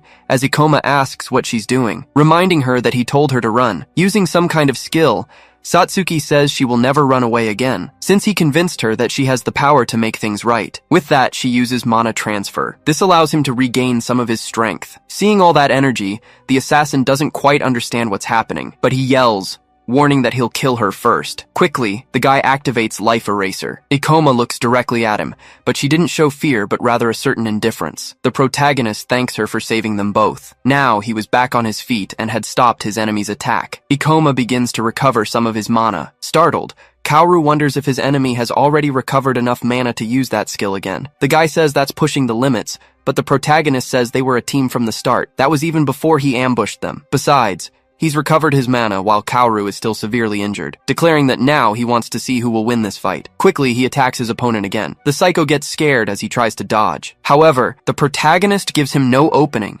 increasing his strength and speed more and more. The guy claims he's not done yet and starts using dark magic, summoning a red circle in front of him. Satsuki prepares to face it. However, Ikoma tells her to stay put, and surprisingly, he summons his gravity magic, telling his enemy that his magic is too slow to use against opponents, and that in his past life, he had used the Jester's blade to compensate for the delay in casting such an attack. Seeing that, Kaoru says this is his end. A large black sphere looking very much like a black hole heads in his direction.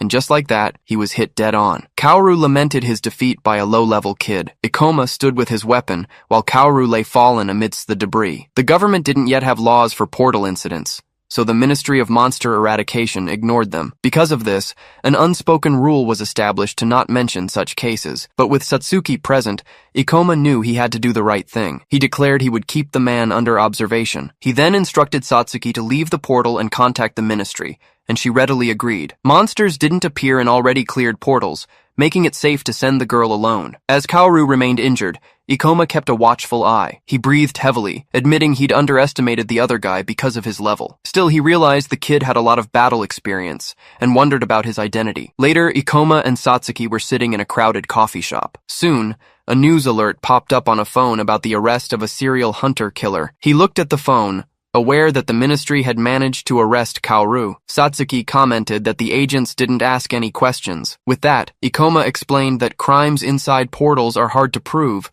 and the ministry rarely investigates unless they already know who's responsible. The chaos from the portals and the resulting countermeasures had affected the nation. Crime rates dropped, and government organizations began to monopolize industries as a contingency plan. Additionally, the abrupt shift in society increased poverty, but the government offered no assistance to those people. Satsuki mentioned that while she knew laws weren't followed in portals, she never expected to meet a serial killer. He asked if she was scared, warning her that she'd keep running into situations like this if she continued as a hunter. As he watched her, he acknowledged that things were tough right now. Still, he added that there were other professions if she didn't want to be a hunter anymore. Satsuki clutched her cup and admitted she'd be lying if she said she wasn't scared. Ikoma thanked her for her help. She explained that in the portal, she felt like his partner, a development she cherished. She said that even with future challenges, she wanted to stay by his side and do her best. With that, she smiled. Ikoma replied that if she really felt that way, he extended his hand, saying he'd be counting on her. Satsuki nodded with a smile. Then, they shook hands. Ikoma reflected that she was a nice person. Satsuki, on the other hand, reflected that she was naive, had trouble keeping up with everything, and was never proactive in helping others. She concluded that was why Aoi never liked her, and that she didn't like that part of herself either. She thought she could become a better version of herself, as an image of her and Ikoma in the portal was shown. Even knowing her shortcomings, she asked to keep hunting in portals with him. Ikoma reacted with a slight smile, thinking she was a very nice person. However, he felt uncomfortable with the situation, while Satsuki radiated joy at the table. He noted that she was more talkative than he'd imagined. Two people were looking in their direction, and one of them got the other's attention. The woman held up a phone and asked if they were the duo everyone was talking about, the one that defeated the boss monster in a day and captured the serial killer. With that, Ikoma noticed the place had suddenly gotten crowded. Soon, Utsunomiya approached and said the two of them had become quite famous at the guild. While typing on his phone, he informed them that although their names weren't known yet, all the videos and blogs were talking about them. The phone screen showed information and a video about the new hunter, but the full details didn't seem to be available. Even without mentioning names, Utsunomiya explained that everyone there got the hint and seemed interested in what they had done. Then, he pointed at Ikoma and Satsuki, declaring he knew they'd be famous one day, causing them to shrink back slightly. He continued, declaring he wouldn't leave until they joined him. Suddenly, Aoi appeared and scolded him, announcing her arrival and mentioning the Thunder Knights. Aoi smiled at Satsuki, saying she'd been looking all over for her. She took the girl's hands, apologized, and admitted she'd been hard on her a few days ago. She explained that she'd reflected on it and realized she needed her as they were friends, and the end of their previous situation must have been painful for them both. Aoi smiled again, asking how much Satsuki earned for clearing the undeveloped portal and noting she must have leveled up a lot. She started to say she could count on her, but Satsuki cut her off, suggesting to Ikoma that they leave due to the growing crowd. He agreed. Still, Aoi and Utsunomiya tried to stop them, pleading for them not to go. Nevertheless, they continued to walk away, passing by a car. Satsuki asked Ikoma if Aoi wasn't his friend, and he questioned if she was sure about leaving. Coldly, Satsuki declared that the girl was not her friend. She commented on the high number of views on the videos. The phone displayed a video with millions of views about the rookie hunter facing an assassin. Satsuki explained that people filmed in portals because they enjoyed watching videos about them. However,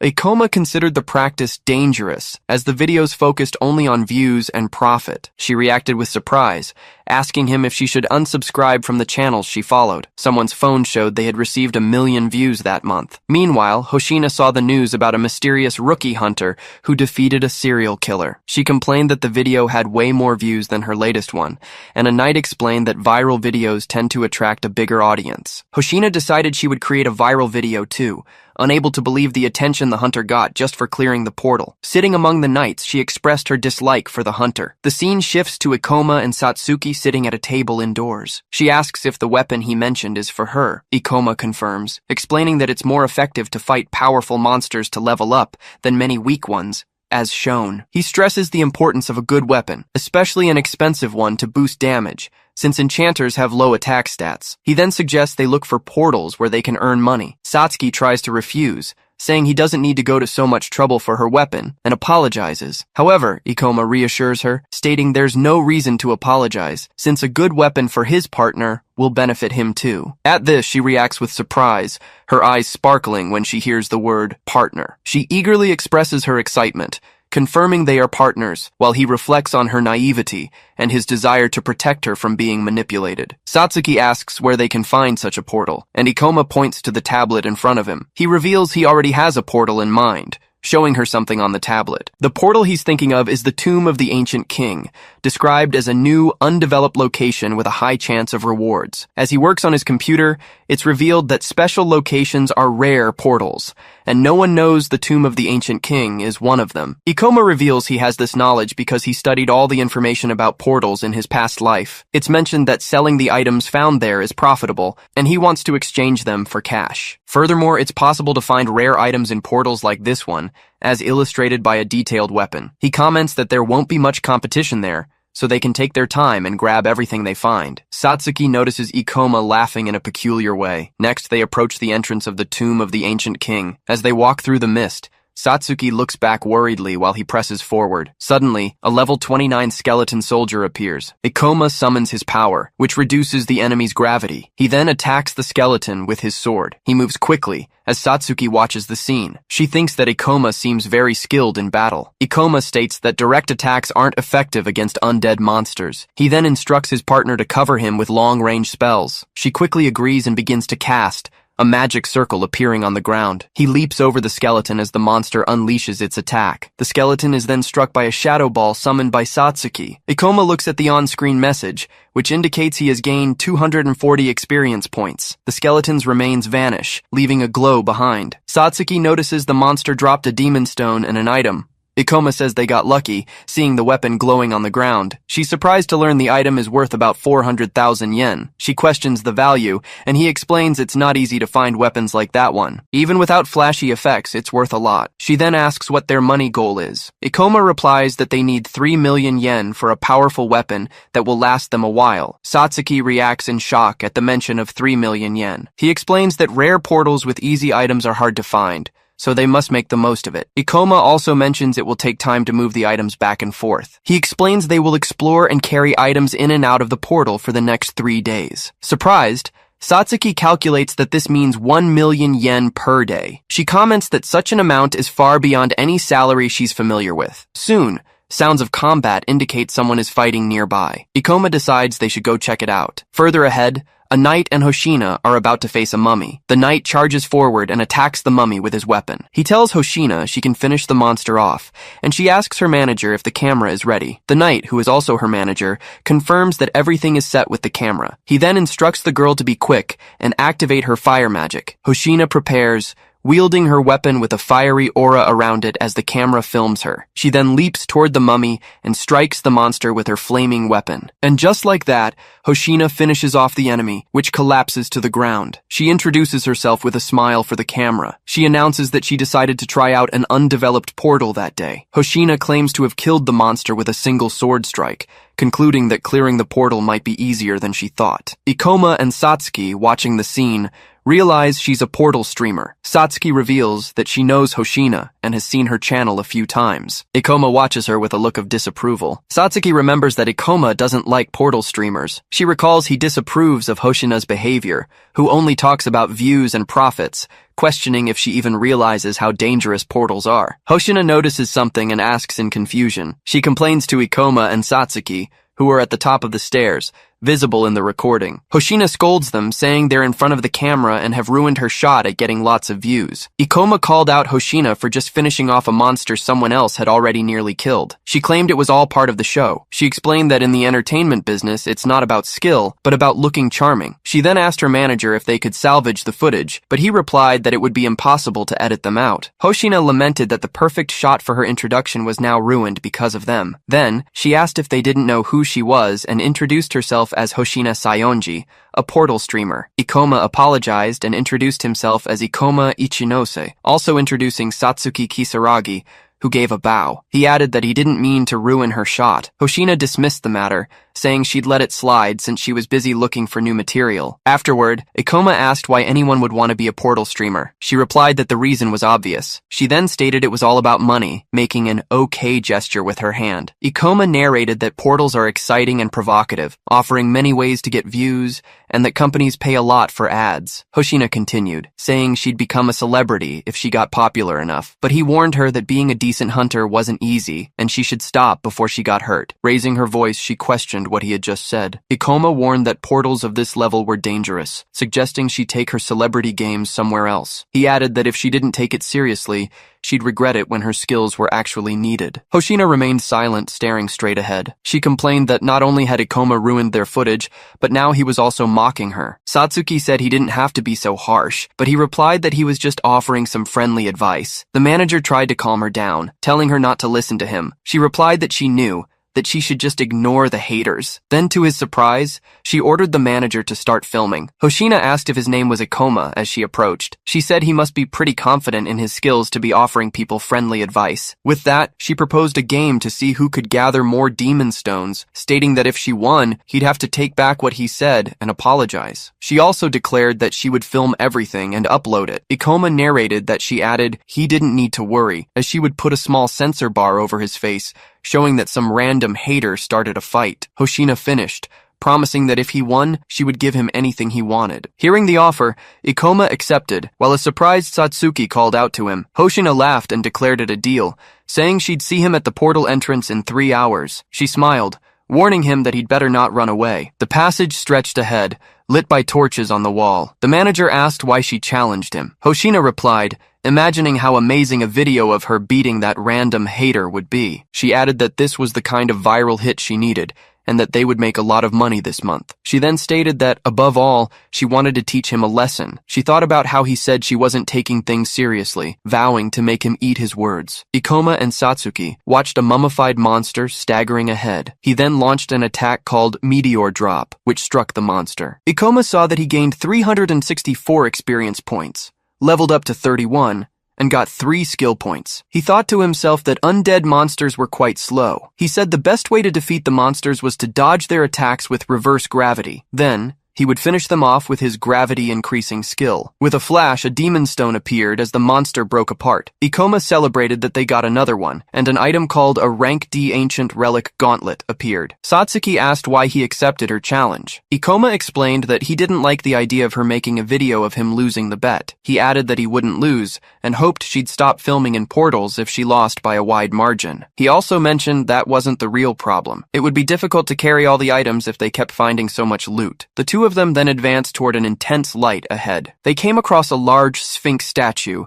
and Ikoma wondered if they had reached a dead end. The Sphinx statue seemed to come to life, its eyes lighting up with an intense glow. Satsuki looked at the statue in surprise. Suddenly, the exit was sealed, leaving them with nowhere to go. Ikoma declared that they had activated a trap. He said that portals have various traps and creatures. Most are simple, but some can yield valuable items, especially in a rare portal like this one. The creature with glowing eyes demands answers to test their knowledge, stating it will keep asking questions until they can no longer respond. It then warns that it will take the lives of anyone who fails to answer at least 3 correctly. Satsuki then asks if the creature is a monster. Ikoma notes that a fight could break out if they fail the creature's test and tells them to be prepared. She is surprised, but he assures them not to worry, because he's smart. As the creature gets ready, its eyes glow as it announces the first question. It asks about the amount of experience points needed to level up from 1 to 10. With that, Ikoma quickly gives the correct answer, surprising Satsuki beside him. The creature confirms his answer, and he realizes he only needs 2 more correct ones. Glad he researched this information in his past life. Next, it asks its 19th question about a monster with 3 heads and 4 legs, and Ikoma promptly answers that it's the scary doll. Sitting next to Satsuki, he asks the creature if it really wants to keep going, reminding it that it promised to keep asking until he couldn't answer anymore. Satsuki, watching the situation, suggests that maybe he should get one wrong to help the creature out. The creature, visibly agitated, announces the 20th question. It asks about a monster that leaves a trail of green slime, and Ikoma replies that no portals with that type of creature currently exist. He explains that green slime is only made through alchemy and that he wouldn't fall for such a trap. The creature screams that he got all 20 questions right, unable to believe the outcome. With rocks falling around them, the creature expresses its astonishment at Ikoma. Through his narration, he reports that the door finally opened, and the statue seemed confused, feeling as if it had just given an open book test. He apologizes as the returned. Satsuki points to the statue and tells him there's something inside it. Ikoma reacts with surprise upon seeing a glowing ring, identified as a rank B storage ring. He holds the ring, describing it as an extremely useful item that rarely appears. She asks if the item is that valuable, and Ikoma explains that with the right buyer, it could be worth between 10 and 100 million yen. Satsuki shows her surprise, asking if the item is really that rare. Ikoma expresses that he didn't expect to find something so rare in a portal of this level. He wonders if the reward was given because he answered all the questions correctly, as images of the irritated creature flash by. Satsuki worries about the lost time and falling behind on their bet, but he explains that the ring will save them time by helping them carry items. Ikoma smiles, stating that they are in a much better situation now. As they walk, he says the monsters here aren't hard to defeat. He attacks a skeleton warrior with his weapon, explaining that they are resistant to close-range attacks, so he gets in close to strike them. Satsuki, in turn, casts spells from a distance to take down the monsters. Hoshina notes that the mummies are slow, allowing her to use gravity manipulation for powerful attacks against them. She adds that mummies are also great targets for draining mana. Ikoma says the probability of getting rare items in this portal is incredible, noting he went from level 31 to 33 and got 2 rare weapons. He uses the ring to store the items, invoking its storage ability. He tells Satsuki the new item is very useful, and that they've already collected 6 demon stones, enough to win the bet, but they're here to make money. Ikoma smiles and suggests they hunt down all the undead monsters before time runs out. The scene changes to Hoshina, out of breath, celebrating that they finally took down the monster. She explains that these monsters are quite tricky, as they attack relentlessly and are very resilient. The knight comments that they've only killed 2 monsters so far, and that it's taking longer than they thought. He agrees that on any other day, they would have been done by now. He then mutters, they shouldn't worry, as their opponents probably aren't doing any better. Hoshina considers paying their opponents to pretend they lost the bet, but the warrior beside her scolds her, saying they should stop making fake videos. Ikoma, accompanied by Satsuki, approaches a surprised Hoshina. He comments that she must be doing pretty well if she has time to sit around. She retorts that she's doing just fine and hopes he's managing to keep up, then suggests she could let this one slide if he apologized. Ikoma ignores her suggestion and activates the storage ring to show off his items. Hoshina screams in disbelief as she's showered in the light of the various items and demon stones emerging from the ring. Shocked, she asks how he got all those demon stones and items, and also questions him about the ring and its ability. Ikoma just smiles and asks what the problem is. Speechless, Hoshina recalls her earlier suggestion that she could forgive him if he just apologized. Annoyed, she declares that the contest isn't over yet and orders her manager to follow her as she leaves. Satsuki asks why he was so rude to Hoshina, and he replies that he was just trying to motivate her. He then says he just hopes she doesn't get too motivated and do something reckless. Satsuki asked Ikoma about his dislike for gate streamers. He explained that the problem wasn't his dislike, but their lack of seriousness about the risks of being a hunter. He added that a hunter can easily die in a gate, so no one should take it lightly, using Hoshina as an example of a streamer just looking for fame. Ikoma stated that if she wasn't truly committed as a hunter, She would regret her choice when faced with real danger. To win the bet, Hoshina needed to do something that would completely change the situation. She quickly realized he would surely win the Demon Stone contest, so she needed to convince him to count something else. Her companion warned her they had gone too far and were low on mana. However, she insisted they needed the mana for the return trip and couldn't give up yet. Then, she questioned who said she didn't take being a hunter seriously. 8 years ago, a city was in flames, amidst explosions and screams. Back then, the world was in complete chaos. Each gate incident caused far more casualties than they do now, with a huge monster lurking. A young Hoshina was begging for help. She and a younger boy were in danger, as an orc finished off both their parents, and she screamed for help. Running, she held the boy's hand tightly. Meanwhile, people sheltered in makeshift compartments inside a hall, and some were looking after younger children. 2 people watched the girl and the boy, who were sitting down, having just lost their parents. She held a phone, watching a broadcast about the country's 5th hunter to reach A rank, Ms. Kuan. In that moment, Hoshina hated the helplessness she felt in the face of tragedy and decided to become stronger. She explained that she never imagined getting this far or speaking in front of a camera, but it made her happy. She was glad she could give hope to others who lived in fear of monsters. She added that she never dreamed of being as powerful as that hunter, but she wanted to be like her, someone who offered hope and encouragement to her viewers. Determined, she declared she wouldn't let anyone say she wasn't committed enough, and that she would make Akoma apologize. Right after, she told her companion they didn't have any good footage from that area, and should look for a bigger monster. Then, she headed toward a noise, saying it sounded like a big monster, exactly what they needed. As she ran, she claimed she'd always been lucky. Her companion praised her, while she thought about leaving. Suddenly, she appeared from behind a wall, stating that a great filming opportunity had just shown up. Before her stood a large golden monster resembling a pharaoh with several weapons, standing over a fallen person. An information screen revealed the monster was a level 40 undead pharaoh, the boss of the Tomb of the Ancient King gate. Startled, she commented that it was impossible for a B-rank boss monster to be there, realizing it wasn't something she could handle. Then, her companion said someone had probably led the monster there while trying to escape. He added that they needed to leave immediately, forgetting about the footage and the bet. Hoshina agreed, stating that the monster wouldn't be able to follow them down a narrow path. The person lying on the ground cried out for help. She saw herself as small and helpless in the tragedy, as an orc attacked her, and the image of Ms. Kuan appeared before her eyes. In that instant, she realized she finally understood why she was drawn to her message. Right after, she added that she didn't want to run away when someone needed her help. As she ran, she told her companion she was sorry. Then, she blocked an attack from the monster with her sword. She turned to the person calling for help and ordered them to start running, as she would hold the monster back. The person thanked her as the monster swung its weapons violently. Then, her companion countered the attack, stating that the creature's blows wouldn't work on him. He quickly added, enthusiastically,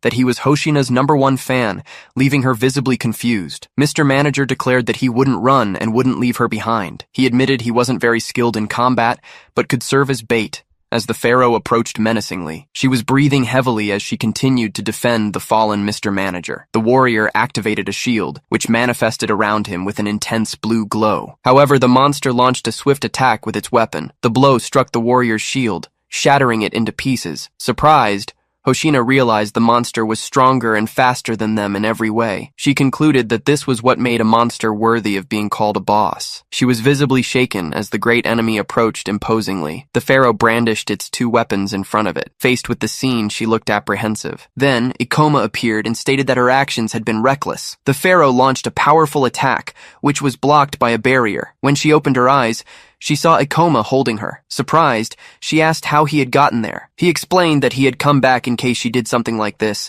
as the hunter she saved had told him everything. Ikoma let out a sigh. He reiterated that she would regret it if she didn't take being a hunter seriously, and reminded her that if she won, he would have to take back what he said and apologize. With a faint smile, he declared that she had won the bet. As he held her in his arms, he apologized for saying she wasn't serious. Next, Akoma declared he would reduce the gravity. He then charged the monster while still holding Hoshina in his arms. The creature lunged forward, and he blocked the attack. He explained that he used his gravity reduction ability to deflect the weapon's impact, creating distance between them and the enemy. Meanwhile, Satsuki summoned a shadow sphere, aiming it at the monster. The creature was struck by the energy. Satsuki revealed she had managed to distract it from Ikoma, although her attack dealt no damage. He noticed the two injured hunters and reflected that he rarely fought with an advantage, especially not against such a high-level boss monster. The level 40 undead pharaoh was an imposing sight. Ikoma noted that he could use his weapon to enhance his gravitational abilities, but he admitted there was no simple strategy to defeat this opponent. He then realized the odds were heavily stacked against them, but Hoshina explained that the other two hunters were there at her insistence, so she couldn't abandon them. Ikoma added that he didn't mind an occasional challenge. He then asked Satsuki to help replenish Hoshina's mana. He then declared he would try to distract the monster while she recovered. He noticed Hoshina had used fire magic and concluded she was a swordswoman who used her weapon, but covered her weaknesses with minor spells. He continued to ponder, guessing she probably had a healing ability as well. With that, she could heal herself while he kept the monster busy. And so, with Satsuki's help, she began to recover her mana, getting ready to fight again. He thought about how his gravity reduction ability increased his speed in exchange for power. Ikoma moved quickly, noting the good news was that for now, he didn't need to worry about attacking the creature. The level 33 hunter stated he just needed to keep dodging, though he admitted the enemy's level was too high for him. Still, he thought his gravitational ability would be enough to keep him out of reach. At that moment, the injured hunter asked to help Hoshina, and Ikoma replied that he could count on him. He leaped to dodge a blow, explaining that the boss monster was huge, fast, and had 4 arms. Then, the creature attacked, striking the ground with force. The pharaoh blinked, and Ikoma reflected that it had been an extremely fast and powerful attack. He wondered if it was the creature's ultimate move. He concluded he would need to stay alert to avoid being caught by that ability. Meanwhile, the fallen hunter wondered if he was still alive, his body feeling heavy and difficult to move. Still on the ground, he asked about Hoshina, and then realized the fight was still going on. The monster charged, and Ikoma moved with agility, flying over it and surprising the injured hunter. Confused, he wondered how Ikoma was moving so fast, still trying to reach for his camera. Ikoma defended against an attack by running along the creature's forearm. With a swift move, he charged toward the monster. The knight filmed Ikoma with his camera, calling it a glorious scene. He reflected that none of his attacks were working, as his gravity reduction ability also decreased his power. Besides, he thought the monster's level was too high for him and that he couldn't take it down alone. However, he believed there was still a way. With a flash of energy, Satsuki and Hoshina used reverse mana drain. Then, Hoshina exclaimed that it should be more than enough and activated her healing ability. With a determined smile, she declared she was ready to fight again. Satsuki announced she would provide support from the rear, while Ikoma thought that now they had a real chance to fight. However, he also noted they were still at a great disadvantage. He concluded that if the fight dragged on, they wouldn't last long against such a high-level boss monster. Ikoma faced the imposing undead pharaoh. The figure then attacked several times, but none of the blows landed. He began to observe his surroundings. Suddenly, he found himself in front of a smaller creature. It was then that Satsuki noticed he was surrounded. With that, Ikoma reached out and used his ability to reduce gravity, making a nearby statue lighter. He then quickly hurled the statue in the pharaoh's direction. Then he shouted to Satsuki, telling her to attack the creature's mask. She responded immediately, preparing her weapon as a blue aura enveloped her. She then launched a sphere of dark energy that collided with the figure. The smoke cleared, revealing the monster's eye region. Satsuki noted that the attack hadn't caused any damage, but she got the information she needed. From this, Ikoma concluded that the mask served as powerful protection, making the face the enemy's weak point. Quickly, Hoshina positioned herself in the pharaoh's blind spot. Despite the creature's intense attacks, she persisted, lamenting how difficult it was to dodge its 4 arms. She reflected on how hard it was to get close, even with everyone's support, and wondered how Ikoma managed to dodge and counterattack all by himself. Then he called out to her, instructing her to use her magic ability to destroy the mask while he stopped the enemy's movements. He explained that his weapon had an ability capable of damaging or even shattering the target's armor. Hoshina nodded and activated her ability, causing her sword to glow intensely. However, she wondered if he could really stop the giant monster. Ikoma launched himself forward and quickly positioned himself above the pharaoh to attack. He told himself that the creature's strength was in its 4 arms, and if he could stop them, its movements would be limited. He realized this would make it vulnerable to attacks. With that, he activated his gravity ability to bind the figure. He noted that he had used his technique specifically to bind the pharaoh's arms rather than its torso. With the creature's shoulders immobilized, it could no longer use its arms to break the chains. Ikoma reflected that this strategy only worked against large monsters with multiple arms on each shoulder. As he watched the figure being restrained by his ability, he prepared for his next move. At the same time, Hoshina focused focused, thinking she could finally reach the target. She then unleashed her ability, firing a powerful blast of energy. The undead creature was hit directly by the attack. The pharaoh's mask cracked and shattered into pieces, revealing its face. The creature's face was exposed, showing multiple eyes and a deformed mouth. They both stared at the monster. Ikoma noted that its weakness had finally been revealed, while Hoshina was startled by the creature's appearance. Ikoma rushed toward the figure, determined to take it down while it was still bound. Immediately after, he reversed the gravity,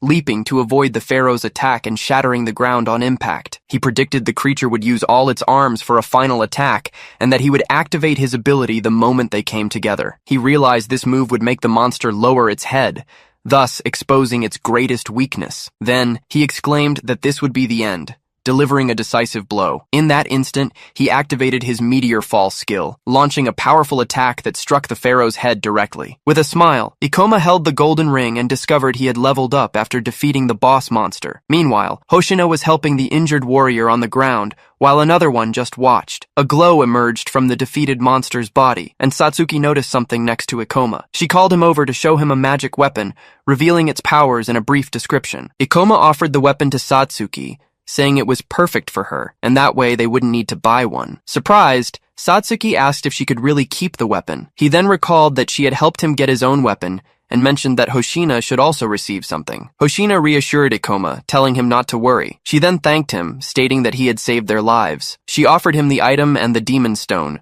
but asked for something in return. Hoshina asked if they could call off the bet. Ikoma reminded her that she had won. Acknowledging her skill, he admitted she was a respectable hunter and took back what he had said before. Surprised, Hoshina reacted to his words. Ikoma and Satsuki smiled at each other. Soon after, he suggested he should stop being a streamer to become a better hunter, which outraged Satsuki. While the armored warrior claimed it was impossible to make a living as a hunter, Ikoma contradicted him. He then recalled that Hoshina's father had passed away and her mother was injured, leaving her responsible for 5 younger siblings. Hoshina tried to silence the armored warrior, who kept talking about how hard she worked to support her family. Because of this, Ikoma apologized for making assumptions without knowing her situation. She turned away, stating that she liked what she did and not to get the wrong idea. Hoshina explained that her goal was to make people smile because the portals scared them, showing examples of her work. Ikoma then smiled and said he would support her. Hoshina showed surprise at his reaction. She remained silent, blushing. 4 people, including Ikoma, Satsuki, and Hoshina, were talking with 2 men in uniform who were holding documents. The scene changes,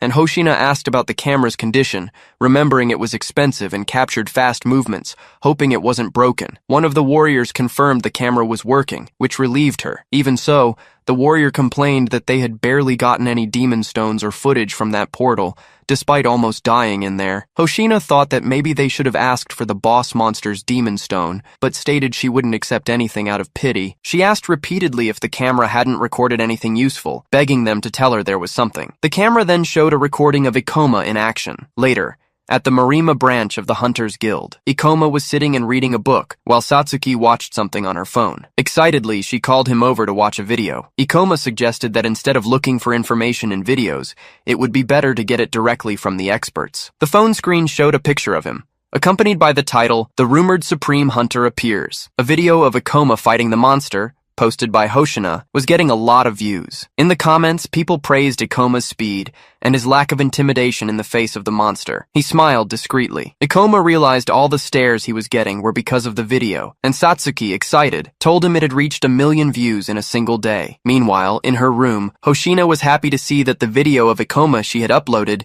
had already reached that impressive mark. She celebrated with her arms raised, letting out cheers for herself. Suddenly, the phone rang, displaying the name Ikoma Ichinos on the screen. Surprised by the quick contact, Hoshina answered the call, remembering she had given him her number to exchange information. However, her expression changed when she heard Ikoma ask sharply how she dared to post a video of him. Saddened, Hoshina considered removing the content, but Ikoma remembered the scene where she tried to silence the warrior who was talking about the difficulties she faced supporting her family. He then said it didn't matter, just stating that he had noticed the video, which relieved Hoshina. Changing the subject, she mentioned that the video had received a lot of views. With a wide smile, she suggested that next time they could film something like a portal date. Soon after, Hoshina noticed the call had ended. Satsuki asked if she wasn't saying something before Ikoma hung up, but he decided to ignore it. Meanwhile, Ikoma reflected that if his level kept rising, he might be able to find time for something truly important. He thought about obtaining a very rare item that once seemed unattainable,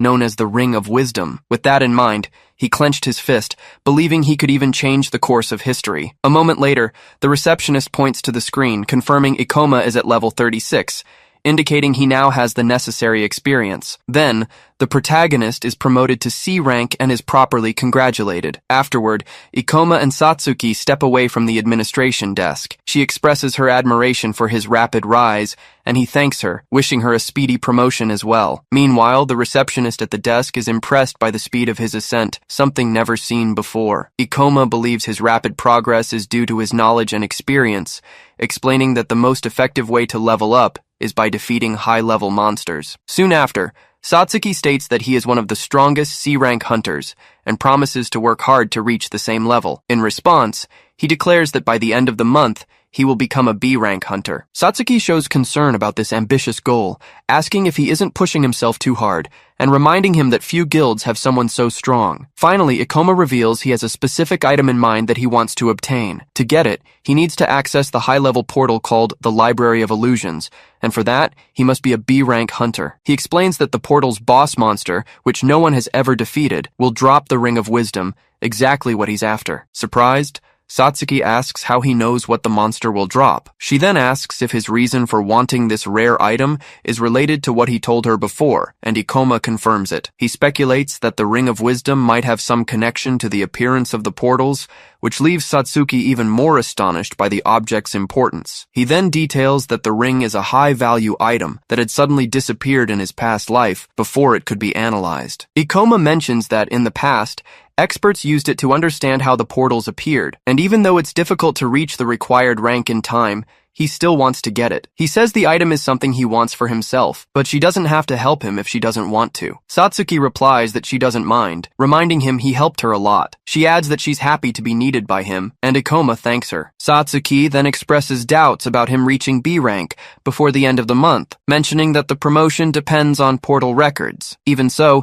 he assures her everything will be fine, as he already has a plan. With that, he declares that their focus will be on setting an impressive portal record. Soon, a boss monster, the level 32 red troll, is revealed. Ikoma launches an attack and defeats it instantly. Next, Satsuki defeats the other boss, a level 30 mermaid chief. Following that, another boss, the level 36 arachnid ogre, is hit by a meteor fall attack. With that, she levels up from 32 to 35, reflecting that she can't believe they cleared 3 portals in just 2 weeks. Despite acknowledging the bosses were lower level, Satsuki questions how easy the task was, and Ikoma confirms they are usually difficult. He then explains that at this level, boss monsters are limited to simple movement patterns, and their abilities aren't devastating. He also reveals that he knows all the relatively easy-to-clear portals around the capital, and has even prepared a complete list of them for easy access. He then shows a portal map on his phone, and states that, so far, they have cleared 5 portals above level 30. A little later, they arrive at the guild reception, where the receptionist confirms Ikoma's portal record is impressive, hardly believing he has cleared so many. The employee then explains that they will undergo a strict evaluation for the B-rank promotion and will be contacted in a few days. At that moment, a muscular man, Mr. Ukami, appears. He looks indignant as he questions if the brat is really asking for a promotion to B rank. Ikoma observes him carefully and asks if he works for the guild, noticing the crest on his chest. It is then revealed that some high-performing hunters sign exclusive contracts with the guild. The man begins to argue with the receptionist, while it's explained that these hunters' tasks include portal management, incident response, and making recommendations for the organization. They also wield great influence over their guild, and Ukami finds it absurd that Ikoma is about to be promoted to B rank. Nevertheless, the receptionist informs him that Ikoma is almost level 40 and has an extensive record of clearing multiple mid-level portals. Surprised, Ukami asks if this means he has already defeated several boss monsters. As the two stare each other down, the man remembers that it took him 7 years to become the only B-rank hunter at the guild's Morima branch. With that, he starts to wonder how Ikoma could already be at his level. Looking at the man's expression, Ikoma realizes he's likely going to be a problem. Ukami approaches Ikoma, questioning how a boy who looks like that could be a rank B hunter. The young man replies that without his approval, getting the promotion at the Morima branch will be difficult. However,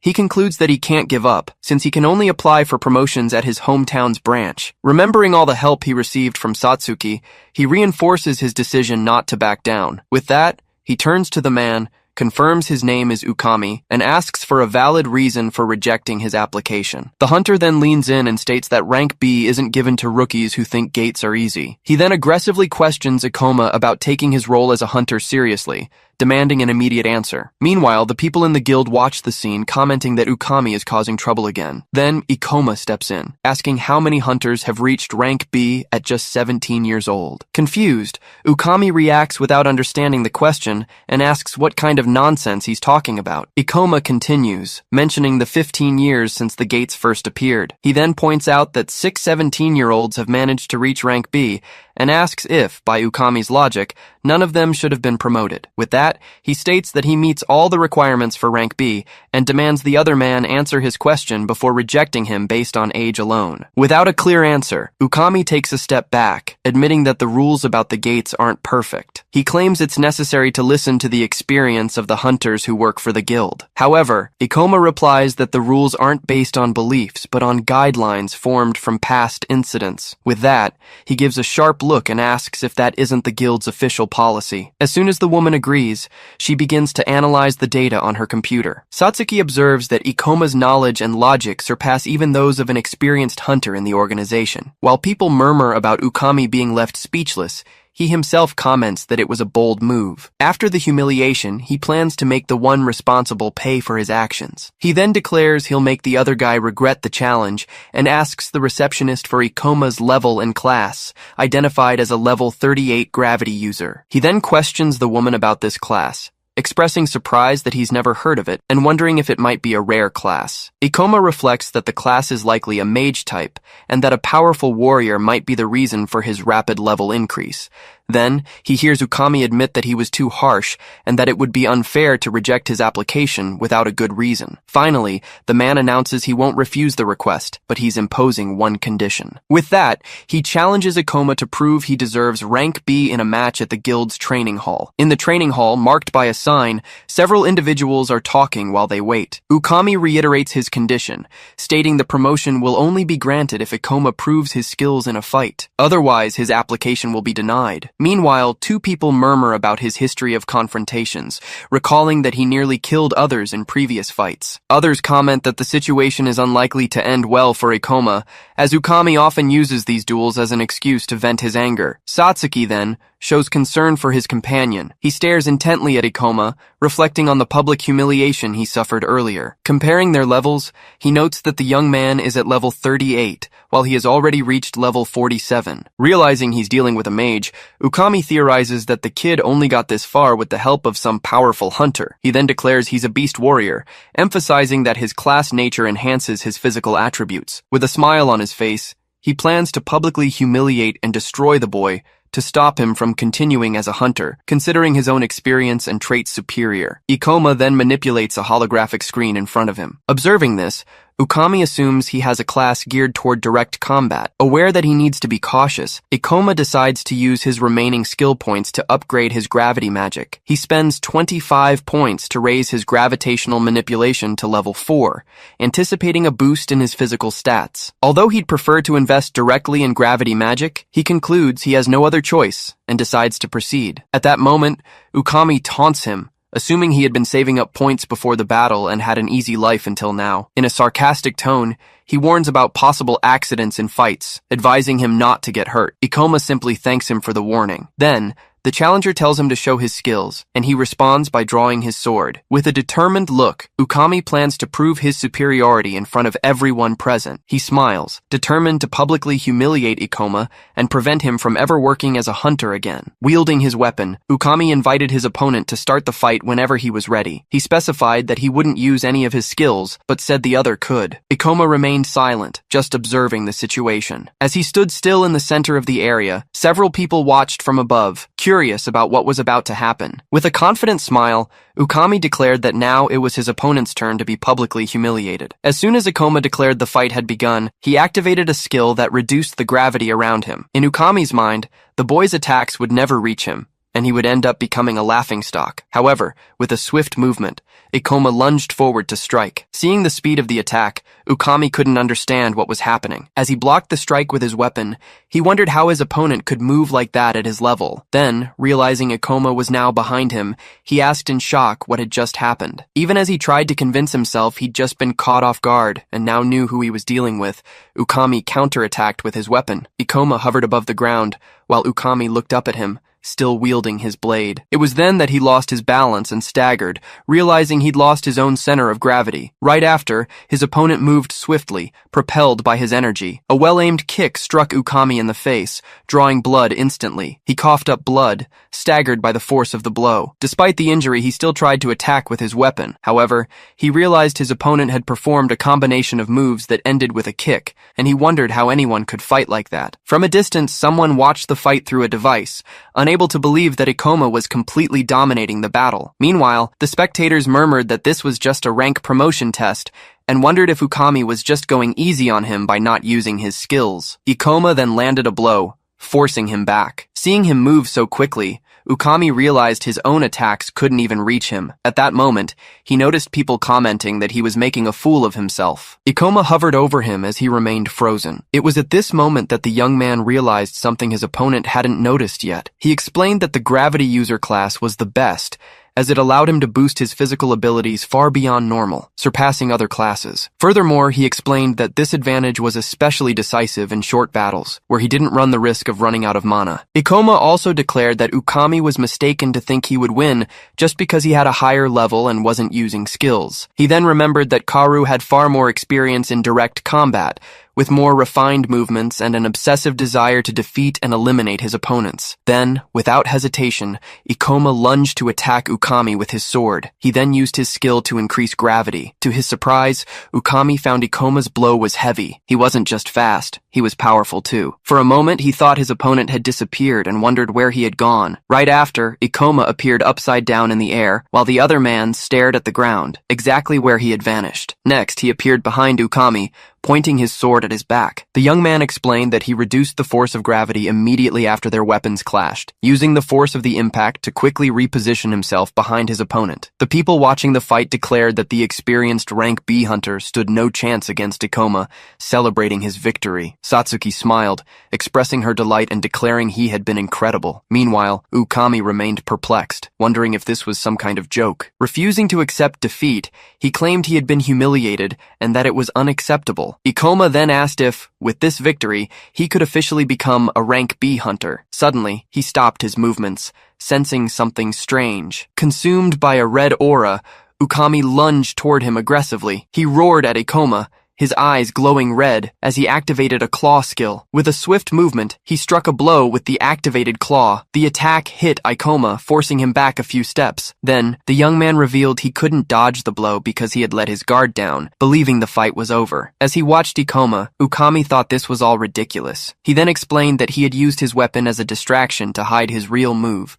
though the other had still managed to block part of the attack. Outside, the crowd began to murmur about what had happened, declaring it was cheating since the match was over. They also pointed out that Ukami had clearly said he wouldn't use skills during the duel. Even so, he remained angry, getting booed by the crowd. Ikoma, confused, asked what was going on and if the rank promotion test would still continue. As an eddy of energy swirled around him, Ukami gritted his teeth, consumed by rage, and swore he wouldn't let Ikoma mock him, promising to make the boy's life a living hell. Ikoma asked if his performance proved his eligibility. Meanwhile, Ukami reflected on how unacceptable it would be to lose to someone of a lower rank, as it would completely undermine his influence in the guild. With that, he declared it was useless to continue and denied the promotion request. News of the result caused murmurs among the observers, while Ikoma stood motionless. Then, the evaluator stated that he had agility, but was unable to land a decisive blow, making him weak against powerful monsters. He then explained that he had intentionally given him several opportunities, but the young man failed to seize them. Finally, he pointed out that Ikoma couldn't dodge his final technique and got injured, showing an inability to react to the unexpected. The spectators began to murmur that it was unfair, commenting that Ukami would have rejected the promotion either way. At this, he questioned what was said, causing one of the men to flinch. The other advised him to stay silent so as not to provoke his wrath. Just then, Utsunomiya shouted Ukami's name, asking if he wasn't ashamed of what he had just done. Ikoma then realized Utsunomiya was there. The man accused Ukami of breaking his word about not using skills and stated that Ikoma had held the advantage throughout the entire fight. In response, the other told him to shut up, calling him a nobody. Even so, Utsunomiya assured Ikoma that he would handle the situation and reveal the truth of what happened. However, the young man refused the offer, questioning the use of the term best friend and the reason behind his help. Satsuki, who had watched the fight, believed he had won. Then, she wondered why Ikoma was acting that way. Remembering he needed Ukami to acknowledge his skills, he revealed that, because of this, he made sure to clearly show the difference between them. He then reflected that, despite having wounded his opponent's ego, perhaps he should have been less humiliating. He concluded it was no use realizing that now, as defeating him hadn't changed a thing. Then, someone approached, asking about all the commotion. Ukami recognized the deputy guildmaster Serizawa. He asked what he was doing there, stating that he was looking for him. The other replied that he was evaluating a hunter, but the guy turned out to be a waste of time. Serizawa looked at Ikoma and questioned if it was really necessary to injure someone else, acknowledging that accidents can happen in combat. Ukami scoffed at the injury, calling it minor scratches. Then, Serizawa told him to forget about it. Ikoma watched as Ukami told his superior they needed to discuss an urgent matter and was then called to go up. As he ended the test, he stated he had no time to deal with the weaker ones, while Serizawa walked away. Utsunomiya, surprised, commented that he was the strongest hunter in the guild. Satsuki turned to Ikoma and asked what they would do next. With a hand on his head, he replied they would have to find other ways. As the elevator reached the 13th floor, Serizawa questioned if the fight had truly been necessary for an evaluation. Ukami then explained he had fought to show reality to some arrogant guy seeking a promotion. The deputy master finally questioned the young man's actual B-rank candidacy, thinking that perhaps rookies didn't take experienced hunters seriously. Sitting in the room, he asked Serizawa what subject he wanted to discuss. The other revealed the main topic was the B-rank gate of the Beast Temple, belonging to the Morima branch. He explained that managing gates of this level was extremely profitable, allowing hunters to level up and collect demon stones. He then pointed to the tablet, reporting that abrupt changes had been noticed in the monster distribution inside the gate. He continued, explaining that the mana density levels were also abnormal, and that the priority should be preventing disasters, not seeking profit. The evaluator, holding a paper, showed he understood that Serizawa wanted to get rid of the Beast Temple to avoid future problems. The other confirmed,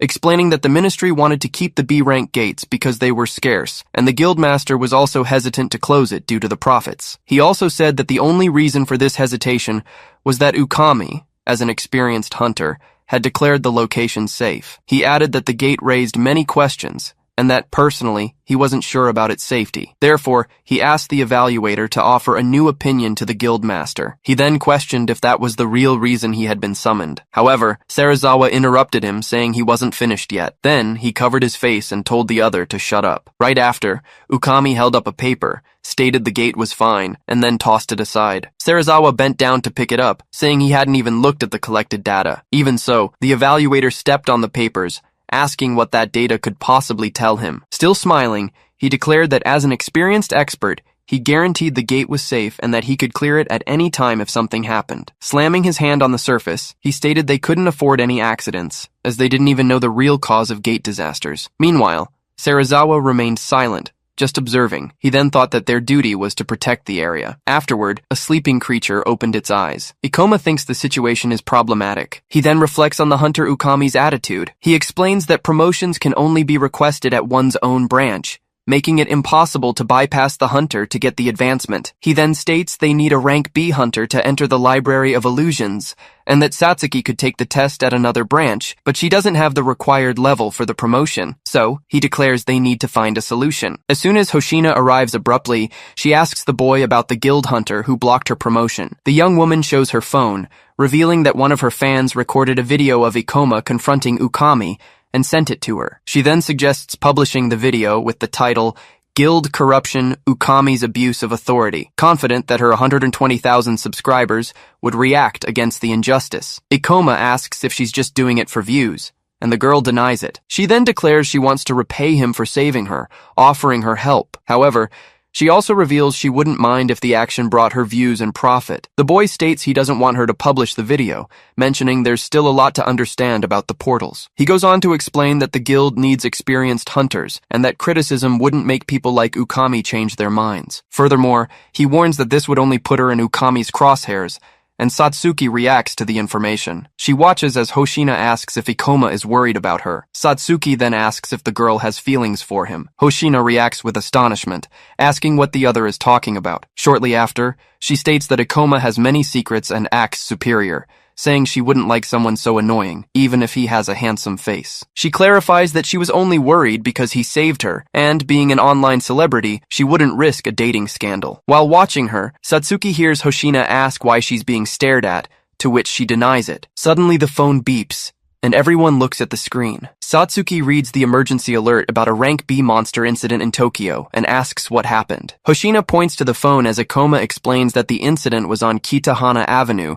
caused by an overflow from the Temple of Beasts portal. He clarifies that overflows happen when monsters invade the human world, and the only way to contain them is by defeating the boss monster to seal the portal. He then reflects that the event is strange, as this never happened in Morima Ward in his past life, wondering if it's just a coincidence. As memories of his past surround him, he ponders if the timeline is diverging from that of his previous life. Hoshina comments that a controlled portal has malfunctioned. She questions why the guild didn't foresee such an event, since they've been analyzing portals for a long time. The young woman admits she's never been in a rank B portal and doesn't have enough power to help. She then recalls a scene of her father asking for help against a monster and states that many people are weaker and need her help. She then declares she's heading to the location. Ikoma then explains that it's unknown how dangerous a faulty rank B portal can become, as monster-related disasters can cause other phenomena. At the scene of the incident, Ukami confronts a large creature amidst the rubble. The creature reveals itself to be a level 34 werewolf. The hunter leaps into the air to attack it with his weapon. He advances quickly,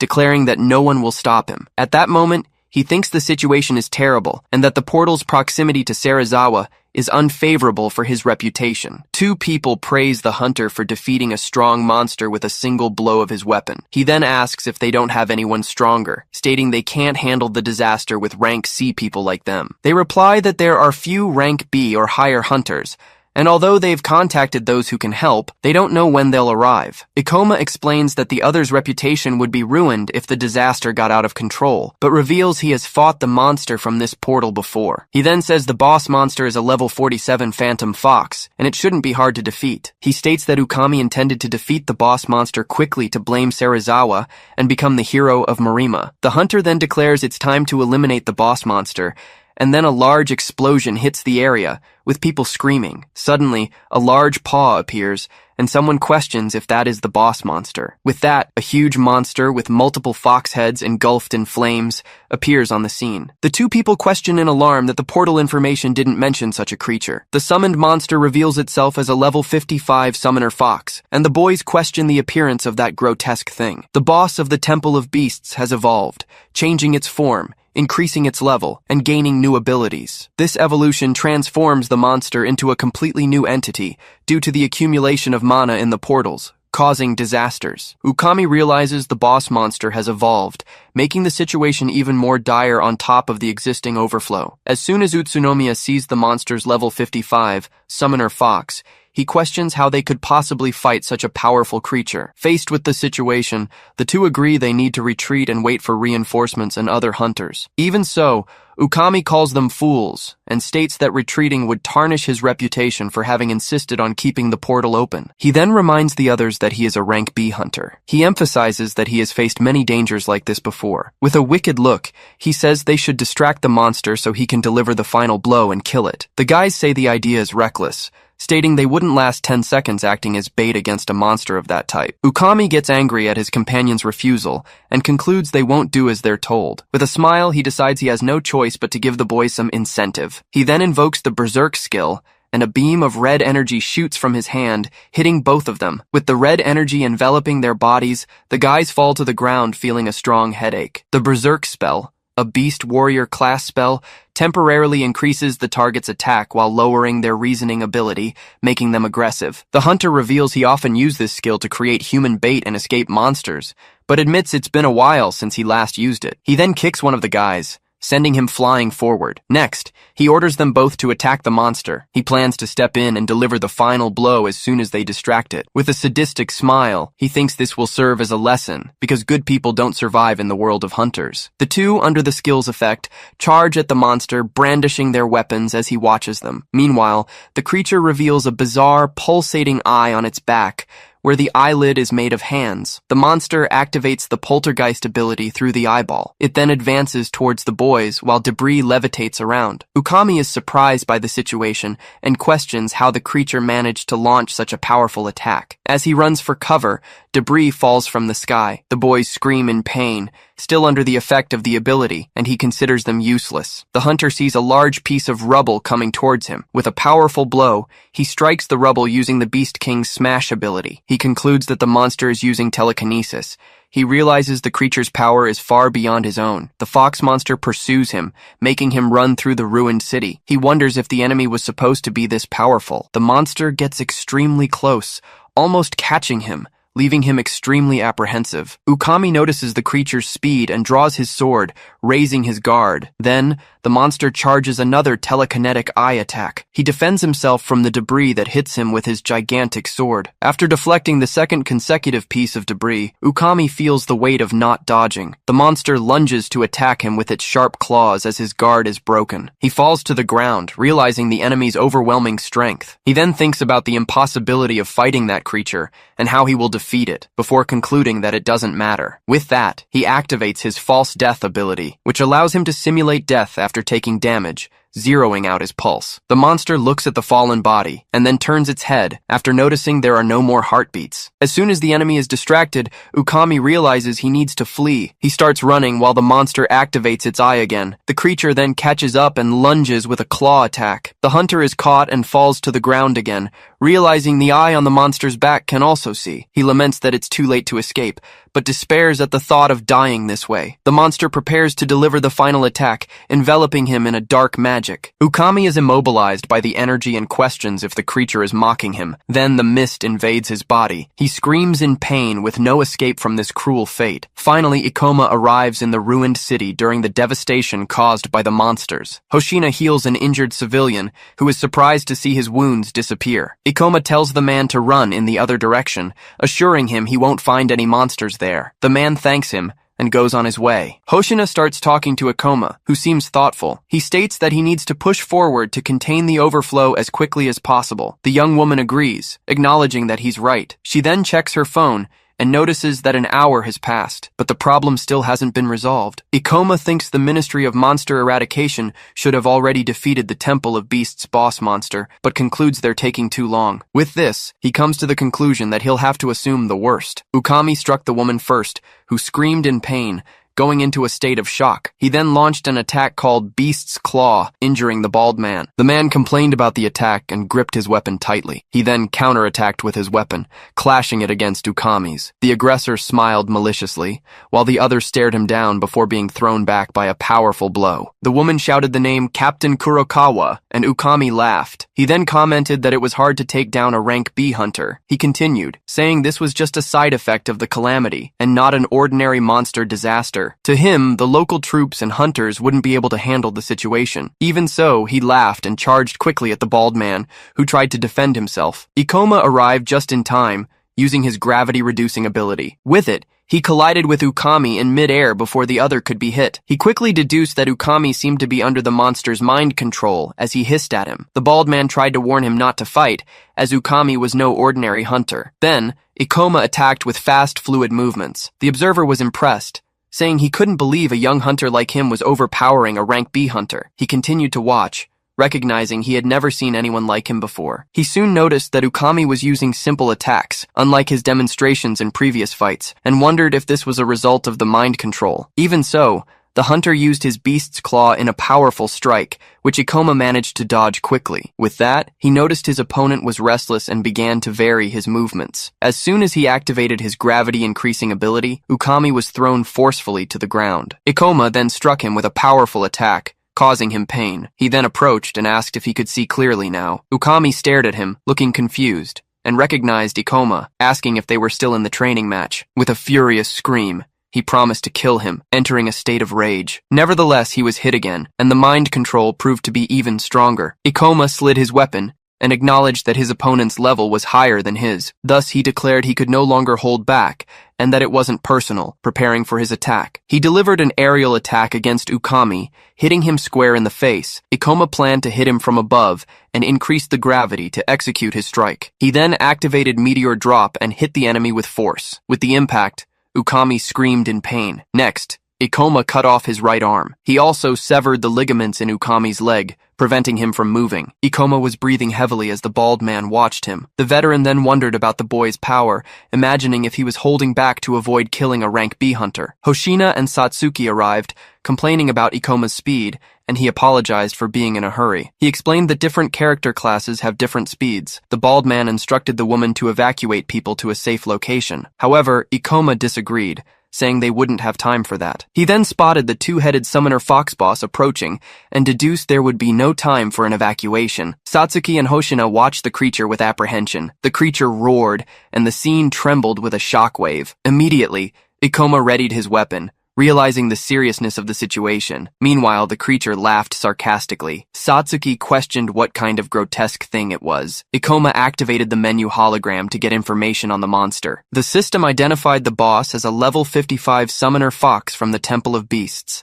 The fox's level was much higher than what was recorded, and he realized this explained the monster's evolution due to the energy overflow. Ikoma reflected that he had no idea what abilities the creature might have learned from its evolution. Hoshina asked if the disaster would end if they defeated that monster, and he replied yes, but taking it down wouldn't be simple. The summoner fox boss then summoned countless level 30 phantom wolves. Several wolves appeared around Ikoma, Satsuki, and Hoshina. The young woman realizes the monster has summoned a large number of creatures. With the situation, she thinks about the damage the overflow will cause and the people affected. As the monster laughs, Hoshina notices it seems to be enjoying the situation. Ikoma asks her and her companion to deal with the summoned monsters and protect the others while he moves forward. She asks what he plans to do. He replies that he will take down the boss monster as quickly as possible to end the overflow. Hoshina holds out her hand. Then she lets out a laugh. She turns and comments that, although it seems impossible, he makes it look like he can actually do it. She accepts the mission and states they will take care of the summoned monsters and protect the injured. Ikoma rushes forward, with Satsuki and Hoshina covering his back. Captain Kurokawa expresses concern, stating that it's reckless for him to face a level 55 monster alone without reinforcements. Meanwhile, Ikoma sees two spectral wolves howling. He leaps over one of the wolves while the two women prepare below. The boy says he's counting on them, and Satsuki replies that they've got it covered. With that, he moves at high speed towards the monster. The creature activates a powerful ability, a poltergeist. Pieces of buildings and debris levitate in the air, colliding with each other. Ikoma observes the levitating objects and comments that the ability is impressive. Kurokawa questions in surprise how the monster is using such a powerful skill. The summoner fox laughs before preparing another debris attack. With that, the debris flies rapidly towards Ikoma. Satsuki exclaims Ikoma's name, while Hoshina thinks that even he would have a hard time dodging the objects. Meanwhile, a spectral wolf appears near Ukami, who concludes that the monster is clearly mocking them. Ikoma thinks the creature sees humans as mere playthings. He moves quickly. He then jumps between the debris attacking him, getting closer and closer to the boss. Kurokawa is surprised by his speed, questioning how he can move so fast and stating that he's never seen a hunter move that way before. Ikoma reflects that his years fighting as a thief in his past life were useful and that his previous life was worth it. He continues to advance rapidly. The summoner fox grinds its teeth. Ikoma asks if it's anxious because its special move didn't work on him. The two heads continue to snarl with fury. The creature roars with a terrifying sound the moment he gets close. With that, Ikoma activates the ability to reduce gravity as he touches the last stone. He strikes the monster by launching the rock into the mouth of one of the heads, causing a huge impact. The monster bites the stone, shattering it, but it doesn't escape unscathed. Ikoma appears beside the creature, commenting that it can't even defend itself. He then prepares and fires a powerful attack called Grante. The blow hits the enemy with an intense flash and a piercing scream. Kurokawa, surprised, realizes that Ikoma single-handedly defeated a level 55 boss monster. He wonders who this young man is, concluding that his skills indicate he must be one of the top hunters in the country. Ikoma reasons that by eliminating the monster, the portal will close, and all the escaped monsters will disappear, so he has no time to waste. Hoshina watches the situation. The boy raises his weapon and declares he will take down the monster as quickly as possible. The debris hangs menacingly. The monster's face shows extreme fury. Soon, the wreckage tries to surround Ikoma from above. He nimbly dodges the falling fragments, stating that the monster's movements are powerful but imprecise, and that he's exceptionally skilled at escaping attacks. He lands lightly on the ground, only to leap again. He then quickly moves above the creature. Ikoma concentrates his energy and increases the gravity. With that, he executes a meteor drop,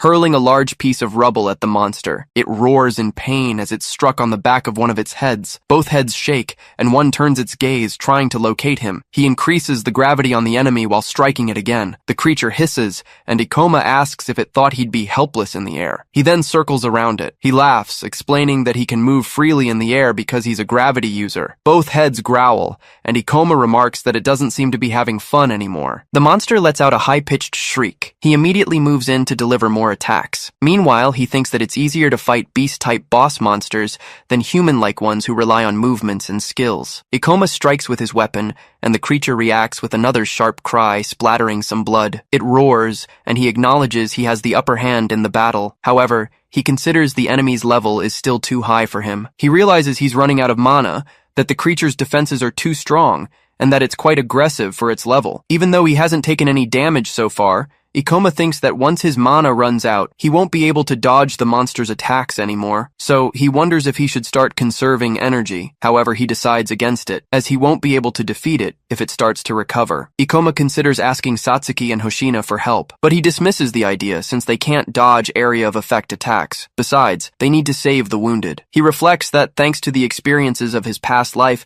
he can estimate the outcome of a battle. Considering the attack, defense, recovery ability, and hit points of summoner-type monsters, he concludes he'll definitely lose when he runs out of mana. He thinks about all the effort he put into cornering the boss monster. Although the sensible choice would be to flee, he decides to take a step forward. An image of Hoshina reflects the concern about the overflow, which will cause even more damage over time. Ikoma maintains a determined gaze. Then, he gives a smile, thinking about pushing forward. He reflects that it wouldn't be right to run away. He dashes toward the creature. He focuses, thinking about using his skills more efficiently and moving with dexterity. Soon, he moves above the enemy, remembering everything he did to reach his comrades in his past life. He delivers a direct blow, stating that he's done far more reckless things than this. The monster screams in pain as it's hit by the gravity attacks. It takes a step back, retreating in fear. One of the heads looks back with eyes red with rage. Soon, the monster summons more beasts, causing a large number of phantoms to appear. Ikoma thinks that the monster has summoned a large number of creatures again. He also notices that the fox still has a lot of mana, but it's overusing it. The creature levitates debris around it and attacks with the poltergeist skill. Chief Kurokawa exclaims that the monster used one skill after another without mana restrictions, and that no hunter can take down something like that alone. Hoshina despairs, stating that Ikoma can't fight all those monsters alone. Because of this, Satsuki says they need to help. She realizes Ikoma is in danger, but for some reason, the monster seems to fear him. The enemy growls, showing its fury. Soon, wolf phantoms shoot toward Ikoma. He raises his weapon, determined to focus. Thus, he concentrates all his energy. Ikoma skillfully dodges the attacking phantoms while eliminating them with surreal speed. Then, he hits the monster with his weapon, and it howls in pain. Ukami exclaims that it's impossible, questioning how the young man moves like that. The monster growls again, as Ikoma realizes it has finally let its guard down. He positions himself above the creature with another leap to gain altitude. The monster's eye on its back couldn't follow him, creating an opening for a surprise attack. Therefore, Ikoma decides he can strike it now. He executes a meteor drop, striking the monster directly in its demonic eye. Right after, the boss let out a loud cry as it fell. Then, the colossal creature's form dissipated. Once the adversary vanished, Ikoma gave a slight, relieved smile. The surrounding urban landscape revealed complete devastation, with rubble scattered everywhere. He then gripped his weapon as the holographic menu opened beside him, announcing a massive amount of experience points and a gain of 6 levels at once. After defeating the boss, he received 6,480 experience points, leveling up from 38 to 44 and gaining 23 skill points. With that, the summoned wolves and the monsters from the overflow vanished, leaving the city brighter. Ikoma looked back, realizing that despite the victory, the battle had been incredibly intense. His mana was completely drained, as he had bet everything on that final blow. Satsuki celebrated his victory. She asked if the monster's defeat meant the end of the overflow. Hoshina wondered if she had finally managed to help someone. She remembered her father holding her as a child. Kurokawa expressed surprise that Ikoma had defeated the boss alone. He then wondered who that kid was. A few hours later, the trio was at the Hunters Guild. There, the administrator informed Ikoma that despite being a C-rank hunter, he had stopped the overflow by himself. She added that he had prevented a disaster, and that the three of them deserved thanks, bowing in recognition of their service. 2 people commented that they heard the 3 of them had stopped the overflow and taken down a boss the ministry couldn't handle. Satsuki corrected them, stating that it wasn't them, but Ikoma who stopped the overflow. In turn, the young man felt embarrassed and said he couldn't have done it alone. He explained that if they hadn't fought the summoned wolves, he wouldn't have had enough mana to fight the boss. Then, Hoshina commented that she felt like an instant celebrity. Ikoma lamented that they couldn't film what happened. She retorted that she knew you shouldn't film people suffering in disasters. The boy thought that she could be surprisingly reasonable at times. Meanwhile, Hoshina pointed out that civilians had been injured in the incident. Serizawa and another man walked away, moving through the guild. He reflected on the disaster and how the monster eradication forces couldn't stop it either, wondering what would have become of them without the one who defeated it. People around them began to murmur, commenting that those 3 had apparently defeated the boss. Upon seeing Ikoma, Serizawa showed surprise. In turn, the young man recognized his face. Serizawa stared at Ikoma with wide eyes. He recognized him and questioned if he was the one who had defeated the boss. Finally, he remembered the moment he underestimated Ikoma after the fight. Then, Serizawa smiled, admitting he had no eye for talent at all. Meanwhile, Ukami, in a hospital bed, revealed he had faint memories of what happened while under the monster's control. However, he remembered the C-rank brat named Ikoma Ichinose, who cut off his arm. He grew angry at the people who believed Ikoma had stopped the overflow, considering it absurd. Furthermore, he stated that Ikoma would pay the price for amputating his arm. Ukami declared he would use his power and influence to bring the young man down, vowing to make him regret it. But Chief Kurokawa retorted that he should be thanking Ikoma. As Kurokawa and a companion approached, he explained that few people can subdue a B-rank hunter without killing them. He added that if it weren't for Ikoma, the man would be dead. Angered, Ukami questioned them, asking how they dared to mock him, a B-rank hunter. Then,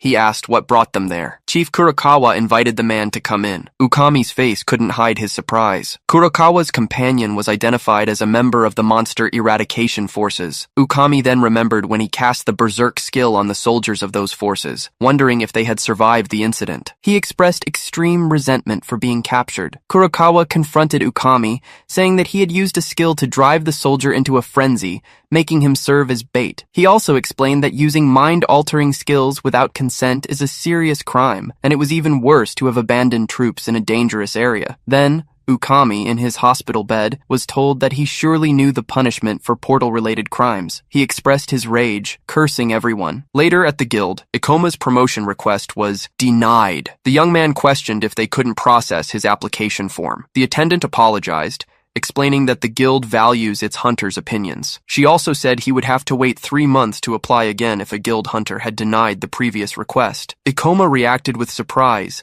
stating that he was now level 44 and didn't need a review before applying. The attendant apologized again and asked him to return in 3 months, when she could accept his application. Ikoma thought that in 3 months, he wouldn't be able to clear the Library of Illusions before others did. He grew angry, thinking that Ukami had ruined his plans. Satsuki intervened, saying that Ikoma was a hero of Marima and had defeated the hunter who denied his application twice. However, the attendant reminded Satsuki that the man was fired and arrested for illegal skill use, reiterating that she was sorry but had to follow guild policy. Ikoma asked Satsuki to stop, recognizing there was nothing to be done. However, he told himself that he couldn't give up. In his thoughts, Ikoma reflected on the Ring of Wisdom, which could change the world's fate. He needed to find a way to get the promotion. Just then, someone approached, saying they had heard what happened. Satsuki and Ikoma reacted with surprise. The guild attendant also showed surprise. The person in question was revealed to be Serizawa, the guild's vice master.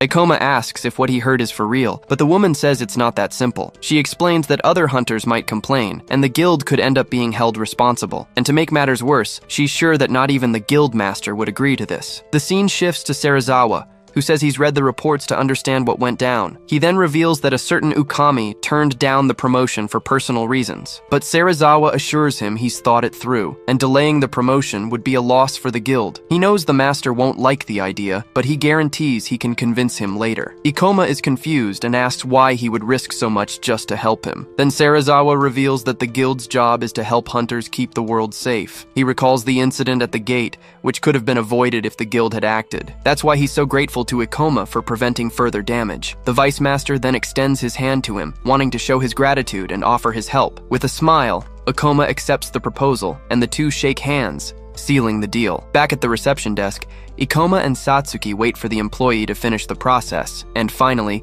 the approval stamp appears, confirming that his paperwork has been accepted. Satsuki is overjoyed and congratulates Ikoma on his big promotion to B rank. She says she can hardly believe it, as very few hunters reach this level. Ikoma just gives a slight smirk, looking quite confident about his achievement. In his thoughts, he reflects that he's leveling up much faster than in his past life. He remains focused and serious, thinking about how things are happening too quickly. Noticing his expression, Satsuki asks if he isn't happy, but he confirms that he is. The protagonist then explains that something is worrying him as an hourglass appears. He thinks that he managed to stop the incident, but a B-rank gate disaster is a serious matter, and since it happened in Morima, he would have definitely known about it if it had occurred in his past life. So he assumes the event never happened, wondering if something might have changed. He wonders if it's because he went back in time, but concludes that maybe the gates just manifested differently. The guy doesn't even know how he traveled back in time, so maybe it's just some kind of butterfly effect. But still, he wonders why this leaves him with such an anxious feeling. Then he sighs and thinks that once again, he's falling into his bad habit of being pessimistic. Anyway, he clenches his fist and gets fired up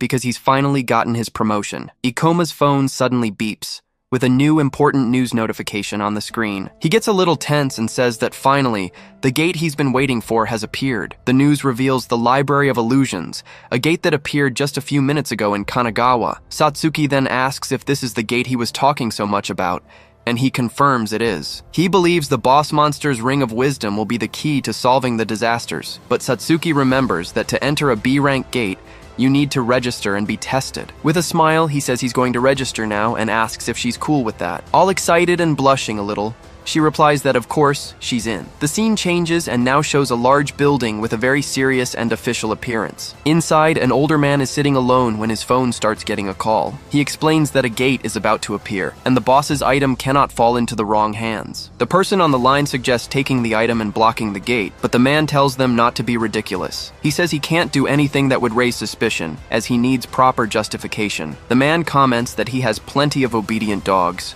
while a blue bird chirps inside a cage. But he concludes it's not the time to use them, and that he'll need mercenaries. He stands up and gives the order to contact the Chimera's Fang as soon as the gate appears. Their mission is to kill the boss monster, destroy the loot, and kill any other hunters in the gate. That way, they can falsify the records so they don't have to get their own hands dirty. But suddenly, a knock on the door interrupts him while he's still checking his phone. He turns around and, without much interest, the man just tells the person on the other side to come in. A young man enters the room and says he's come to talk about the ministry's readiness status. The young man notices the phone in his hand and asks if he's arrived at a bad time. He tells him not to worry, that it was nothing important, but his aura felt quite sinister. And then, he is revealed to be Kurebi Hozo, the Minister of Monster Eradication. The scene changes, and we see a fast-moving train carrying our heroes to their destination. Inside, Ikoma and Satsuki are sitting, heading towards the guild to register. Satsuki asks what the Library of Illusions is like, and he explains it's a giant library. Inside, besides various magical monsters, there's also a level 60 boss monster. She gets worried and asks if they can handle it, but Ikoma tells her everything will be fine. With a confident smile, he assures her he's already figured out a way to defeat the boss. They finally arrive at the Hunters Guild branch in the city of Uramu in Kanagawa. But upon arrival, Ikoma is shocked and asks why they can't enter the portal. The receptionist explains disdainfully that the guild has decided not to let hunters enter alone. She says she imagines people from other branches might not know, but this is the final decision. The woman explains that the branch has had many casualties, and the master wants to avoid negative publicity. Ikoma gets angry and says, this solves nothing, as the portal will only become more unstable. He argues that a B-rank hunter should be able to get a permit, but she replies that they can call the eradication forces to keep the portal stable. On top of that, she looks down on him, saying he was promoted to B-rank only recently. She continues, saying his partner is just a C-rank hunter and isn't needed there. Suddenly, a man in a hat appears and asks if they also came for an adventure. Ikoma is suspicious and asks who he is, but the man just smirks. He introduces himself as Seiji Jigoya, a level 43 priest class hunter. Seiji says he's a B-rank hunter and also wants to work in that portal with talented people. Ikoma thinks this is great, because with a priest and other hunters, they could get in. He had planned to level up with Satsuki before the boss, and forming a party solves that problem. Still, our protagonist finds the guy too suspicious to trust. Satsuki, on the other hand, is thrilled that they can finally enter the portal together. He turns to Satsuki and holds her face, confirming if her partner's name was Ikoma. Then he invites all B-rank hunters to join the party he's putting together. Satsuki feels a bit awkward and asks if she could also go on this mission. The priest just stays silent for a moment, making the atmosphere very strange. He says he heard she's an enchanter, one of the hardest classes to control, and with a malicious smile, he finishes by saying he can't have useless people in his party. Satsuki gets very sad, but Ikoma warns that if she's not going, he won't join either. The priest glares at Ikoma, not liking the stance he took to defend the mage. He then accuses Ikoma of trying to take control of the party,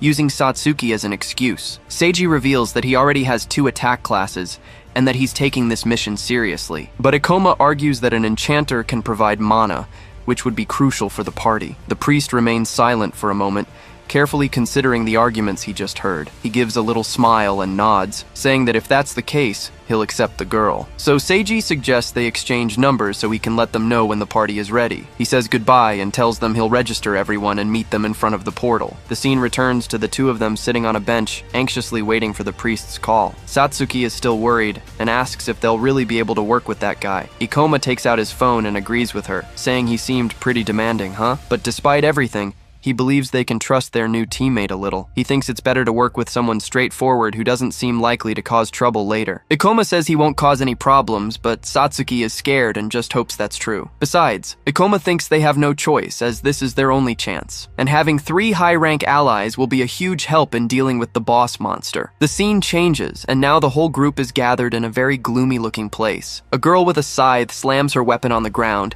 and says this isn't what they agreed on. The hunter Sayonibuki asks Seiji why he brought 2 useless classes to the party. He says it was necessary to get the guild's permission, and that she already knew that, but she retorts that he lied because he didn't tell her the classes of the 2 newbies. With a smile, Seiji replies that they are only there to meet the guild's requirements. He says Ikoma has a high level, but Satsuki is just a bonus that came along with him. Satsuki is happy to be there, but she thinks the group doesn't seem to get along very well. She then whispers to Ikoma in a corner and asks if he thinks everything will be okay. Ikoma thinks the priest was annoying enough, but the others are even more demanding. Just then, Cyan turns to them and says she's going to make one thing very clear to everyone. She threatens that if they try to take the loot without helping, She'll finish them both off right there. But Ikoma replies that he likes the idea of earning more if he works harder in the portal. Sion gets irritated by his response and calls him a complete arrogant idiot. Then she turns to her partner Hiru and asks what he thinks of all this. Hirugasai says he doesn't care about it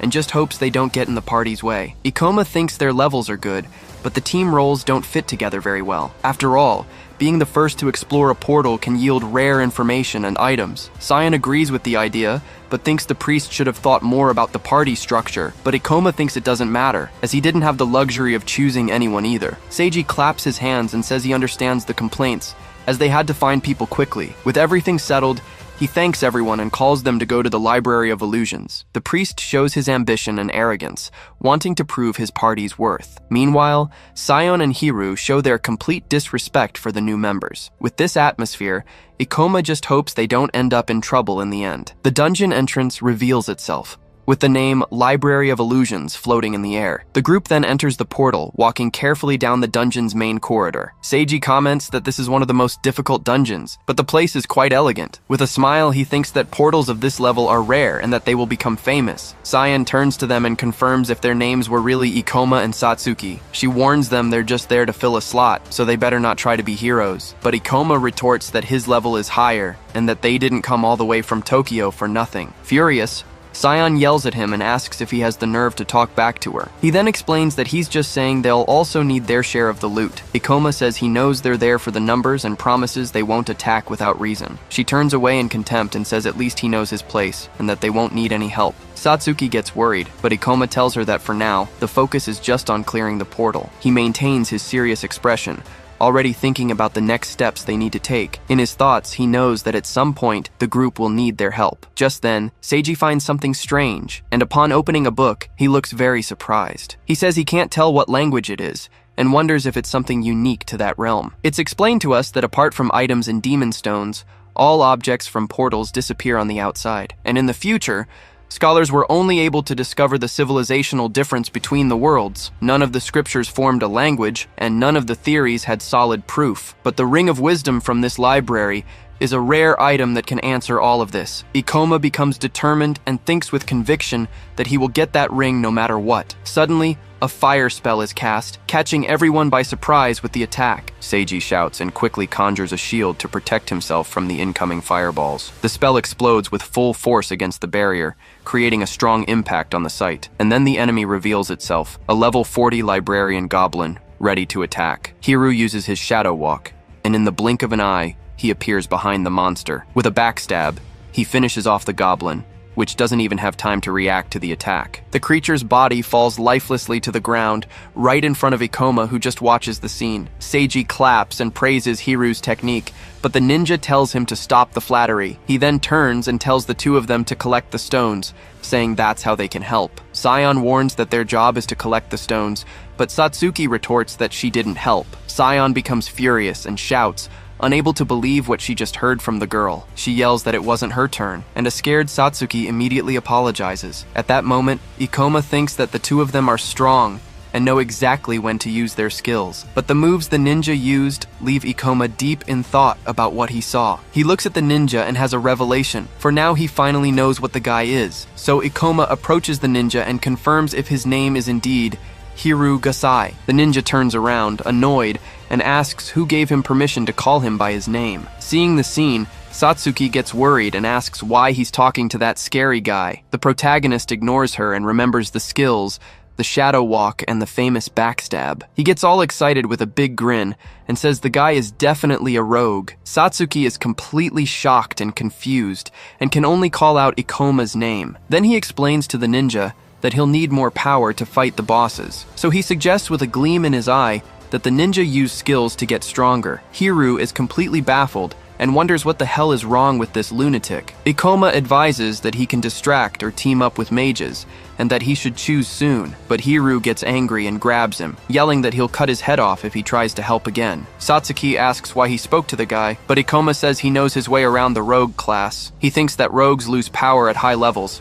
and didn't want Hiru to go through that. Then Sion calls him an idiot, saying Hiru is one of the best rogue hunters. Ikoma then remembers that in his past life, he was the best rogue in the entire country. He gives a sad little smile, knowing they probably wouldn't believe him anyway. Meanwhile, Hiru finds it strange, as this was supposed to be a rare, high-level portal. He comments that everything is too easy, but Seiji says it's because he's strong and on the team. Suddenly, the ninja notices a strange noise and sees a shadow moving quickly by. A level 45 pocket watch rabbit monster appears, peeking at the group from around a corner. Hiru notes that its level is high, but Ikoma is shocked to see one of those monsters here. It is explained that this monster is horrible and has the great ability to annihilate entire parties. Ikoma warns that the creature doesn't attack from a distance and suggests they go around the other way, but Hiru ignores him and says he's getting on his nerves, telling the weakling not to give him orders. Ikoma screams in his mind for him to stop, as they will be in danger if the rabbit's skill is activated. But Hiru completely ignores the warning and continues walking toward the stuffed animal-like monster. He knows he can't protect everyone and fight that creature at the same time. Hiru leaps into the air,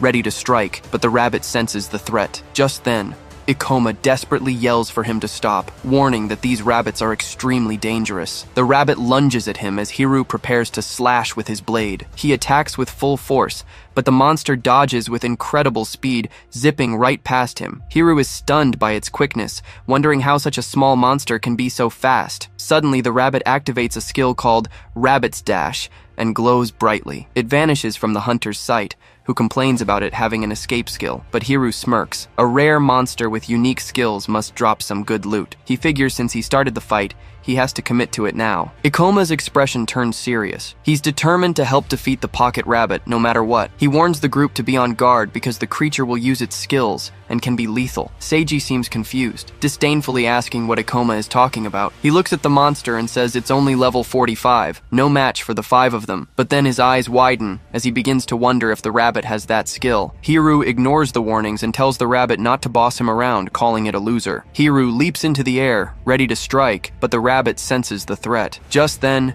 Ikoma desperately yells for him to stop. He realizes he can't dodge, but Ikoma suddenly appears and blocks the attack at the last second. Ikoma is relieved he made it in time, while the rabbit seems to grumble in frustration. Then he grabs the rabbit's paw with his hand, which glows with a dark purple energy. With a swift move, he lands a powerful kick on the monster, which screams in pain. Ikoma explains he has the advantage in the air because he can use gravity manipulation. At this, the rabbit makes a pouty face, puffing out its cheeks as if it's angry. But Ikoma tells it to stop with the cute act, saying it's just a cursed rabbit. Behind him, Hiru slowly approaches, still recovering from the shock. He takes a deep breath, thinking that was a close call, and wonders if Ikoma knew about the attack. The rabbit then activates its Rabbit's Dash skill again and runs off. Ikoma explains that the rabbit doesn't fight. It runs away and summons other monsters to ambush its target. He then yells that he'll fight 3 of the books, telling the other 4 to handle the last one. Seiji defends himself, saying he knows he was slow,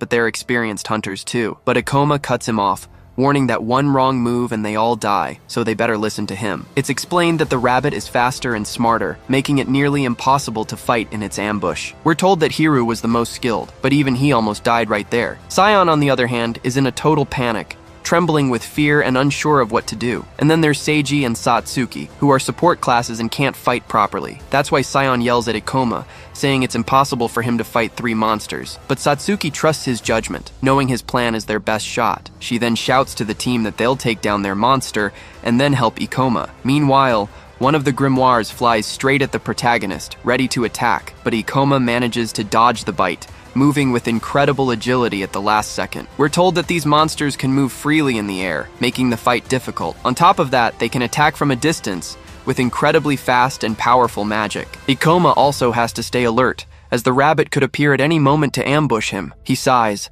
thinking it's rare to have to fight in such an unfavorable situation, but his determination quickly returns. He enjoys battles that push him to his limits. With a confident smile, he calls the monsters trash and says he'll tear them to pieces. The rabbit seems to enjoy the taunt, thinking the fight is going to be a lot of fun. The 3 grimoires charge Ikoma at once, surrounding him from all sides. Seeing the danger, Seiji acts fast and casts a shield spell to protect the team. The monster's attack explodes against the shield, but the magic barrier manages to withstand the impact. Sion seizes the chance and yells that she's not holding back, leaping at the enemy. She lands a direct hit with her scythe, tearing off a piece of the monster book. The girl realizes they're fast and strong, with powerful attacks and spells. And to make matters worse, she remembers that damn rabbit is still around. She gets angry, wondering how anyone can face 3 of them, and what that idiot is thinking. Meanwhile, Ikoma defends himself, plunging his sword hard into the attacking grimoire. He uses his magic in midair as the other monsters prepare magic circles to attack him. With his eye glowing, he concentrates and uses his ability to reduce the gravity there. He then jumps onto a book, using it as a foothold to dodge a spell. In the air, he fires a beam of purple energy, hitting one of the monsters head-on. With a smirk on his face, he lands stylishly after destroying the first enemy. Then he uses his skill, Meteor Fall, and dives straight at the last monster. The monster's head explodes from the blow, and a window announces that Ikoma has gained experience. With a serious look, he confirms that's one down, but the battle isn't over yet. On the other side, Satsuki uses her Shadow Ball magic, attacking the grimoire chasing her, and Heiru also attacks, using his quick stab to pierce the other monster book. Sion and Seiji celebrate, happy they managed to defeat 2 of the summoned enemies, but the rabbit uses its watch again, releasing an intense pink glow on the field. It activates Alice magic and summons 2 more grimoires to replace the ones that were killed. Ikoma explains that the rabbit can control 4 monsters. He explains that it just swapped out the pieces. Satsuki gets desperate, yelling that at this rate the enemy's attacks will never stop. To make it worse, the 2 new monsters fly straight for Sion. She braces for a fight, yelling that they're mistaken if they think she's weak. Seeing the danger, Ikoma yells for Sion to run and regroup behind the shield for protection, but she gets annoyed, admitting he's good, but he can't underestimate her like that. Angrily, she screams that she'll kill both monsters at once and prepares to attack. She starts her circular cut, but stops when she hears a sound, wondering what it was. Heiru is startled to see the rabbit coming towards him with a scary face. Sion turns toward the sound, but only finds the little rabbit standing there, looking cute. The monster taps its foot on the ground, pretending it was the one who made the spring-like noise. Seiji wonders if the monster did that to trick them. He yells for Sion to get out of there, but it's too late, and one of the grimoires mercilessly sinks its teeth into her waist. She screams in pain as she's thrown to the ground by the impact of the surprise attack.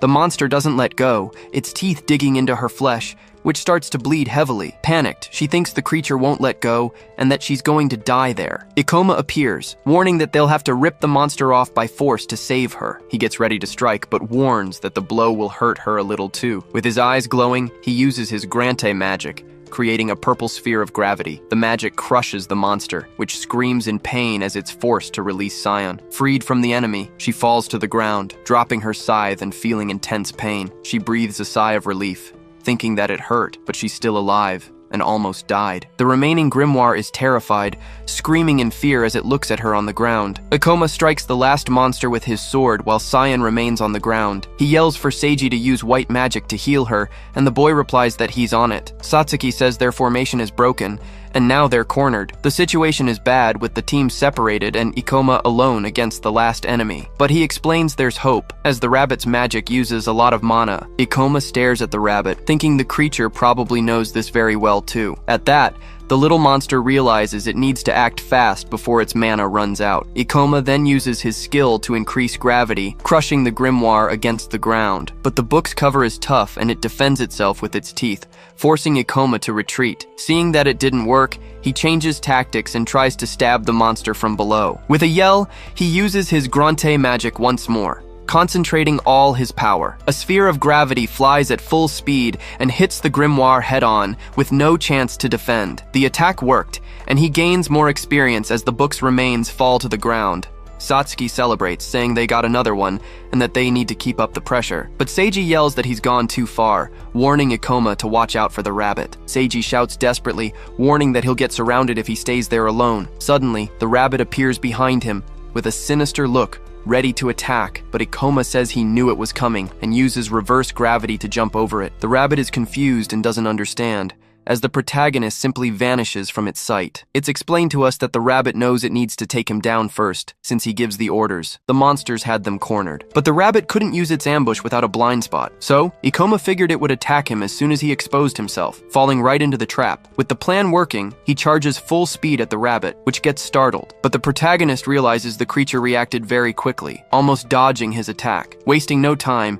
he unleashes a powerful slash with his sword, covering a huge area. Ikoma gets frustrated, realizing he couldn't kill the monster with that blow. It's explained that the plan was to increase gravity and then deliver a downward slash, but the creature was so fast that he had to use a horizontal slash and missed the target. Meanwhile, Heir gets bitten by a book, but he doesn't seem to care. Seiji's shield is hit hard, showing that their defense was at its limit. The group warns that they can't hold out against the monster's pressure for much longer. Ikoma knows he needs to defeat the rabbit quickly to end the magic and save everyone. He runs at full speed, but realizes the rabbit is too fast to be caught like that. The rabbit smirks, as it already anticipates Ikoma's next move and has a plan to counter. Then, the protagonist shouts the name of his magic, Grante, and launches a new attack. The rabbit uses Rabbit Rush again, jumping high to dodge the sphere. Mockingly, it holds up a sign with a score of 10 as if scoffing at the attack. But it gets a scare, as the gravity sphere starts pulling everything in around it. The rabbit is pulled down hard, crushed against the ground by Ikoma's magic. Down on the ground, it hears that Ikoma had anticipated its every move from the start. Ikoma explains that the rabbit's skill forces it to jump, exposing its weakness at the end. At this, the rabbit despairs and reveals its sinister face, screaming at him in a rage. He seizes the opening and finishes the monster, gaining experience and leveling up. With the summoner's death, the monster books simply lose their magic and fall to the ground. Satsuki and Seiji look at the items with relief, now that the danger is finally over. She tells Ikoma she's glad the magic stopped, and that they managed to survive. Sion, almost in tears, asks if it's really over, still in disbelief that they won the fight. Satsuki notices the girl is very emotional and calls her name with a smile, but Sion yells that she's not crying, claiming it was just some sand in her eye. Seiji then apologizes to Ikoma, thanking him and saying he shouldn't have underestimated him. He confesses that he thought Ikoma would die and that the team would have lost without his help. Suddenly, he sees a book on the ground and asks what that dropped item is. Ikoma picks up the book and says it's the Demon Stone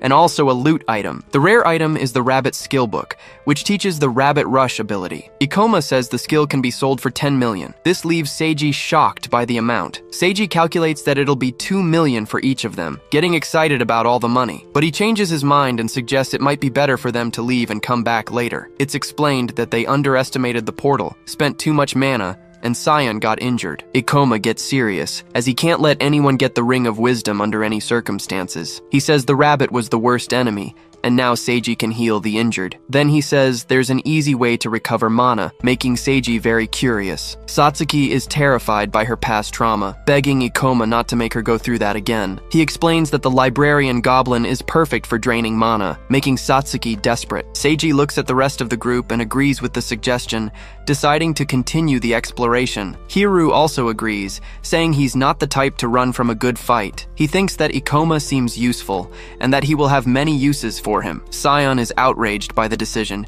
yelling if they've already forgotten the danger they were in. Seiji taunts her, saying if she's scared they can leave, but she denies it. The scene changes to outside the portal, where some important people are discussing the situation. One of them shows a card, explaining that the eradication forces have been sent for security. The guard is surprised, as he realizes the man is from the guild's headquarters. At that, he apologizes and salutes, showing respect to his superior. The girl complains about the procedures, and snaps the identification card with a loud crack. She throws the card away, while her partner explains that portal laws are complicated. He says her skill helped them, but her identification card ends up falling. Eris then asks why destroy the loot from a boss no one has ever seen, but he replies that it's not their problem, since they just need to follow orders. He tells her to remove the illusion spell so as not to waste unnecessary mana on the mission. She complains, saying that Gikyo is such a stickler for the rules all the time. But he insists they're orders from the boss, and they need to do everything by the book. Aris gives a little smile, knowing that no one would clear a portal before her anyway. Her partner then reveals himself, the hunter Gikyo Kyogoku, who is level 54, and she is Aris Yumakawa, level 57,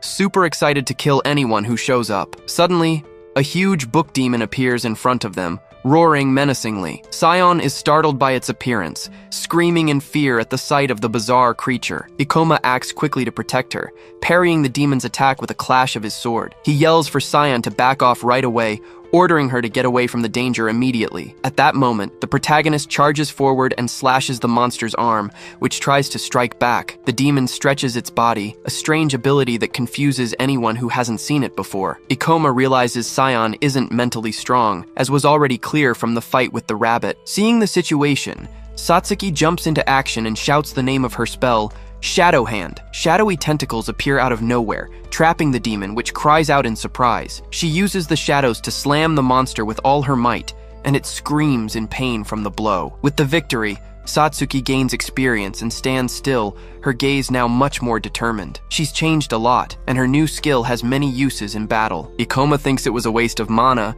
but they needed to finish off the monsters quickly. He congratulates Satsuki on a job well done and excuses himself to handle the rest of the problem. With a victorious smile, she turns and calls out to Sion, showing off her newfound confidence. Satsuki tells Sion to get away from Ikoma, who gives her a very annoyed look. Sion gets startled and jumps back, saying she didn't mean to grab him, but Ikoma says nobody asked, and she makes up an excuse that she just tripped and had to hold on. She then glares at Satsuki, asking why she's looking at her like that. Sion finally admits she's grateful for the help, but warns that this is the last time. Across the room, Seiji yells, "Shield!" creating a barrier against a magical attack. Hiru appears, covered in blood, crying out in pain from his serious injuries. Ikoma announces there's only one enemy left, as everyone tenses up, looking at the last remaining monster. Hiru wastes no time and lunges to attack the librarian goblin, ignoring everything else. Seiji shouts desperately, warning that Ikoma ordered them to keep the last monster alive no matter what. But Hiru doesn't listen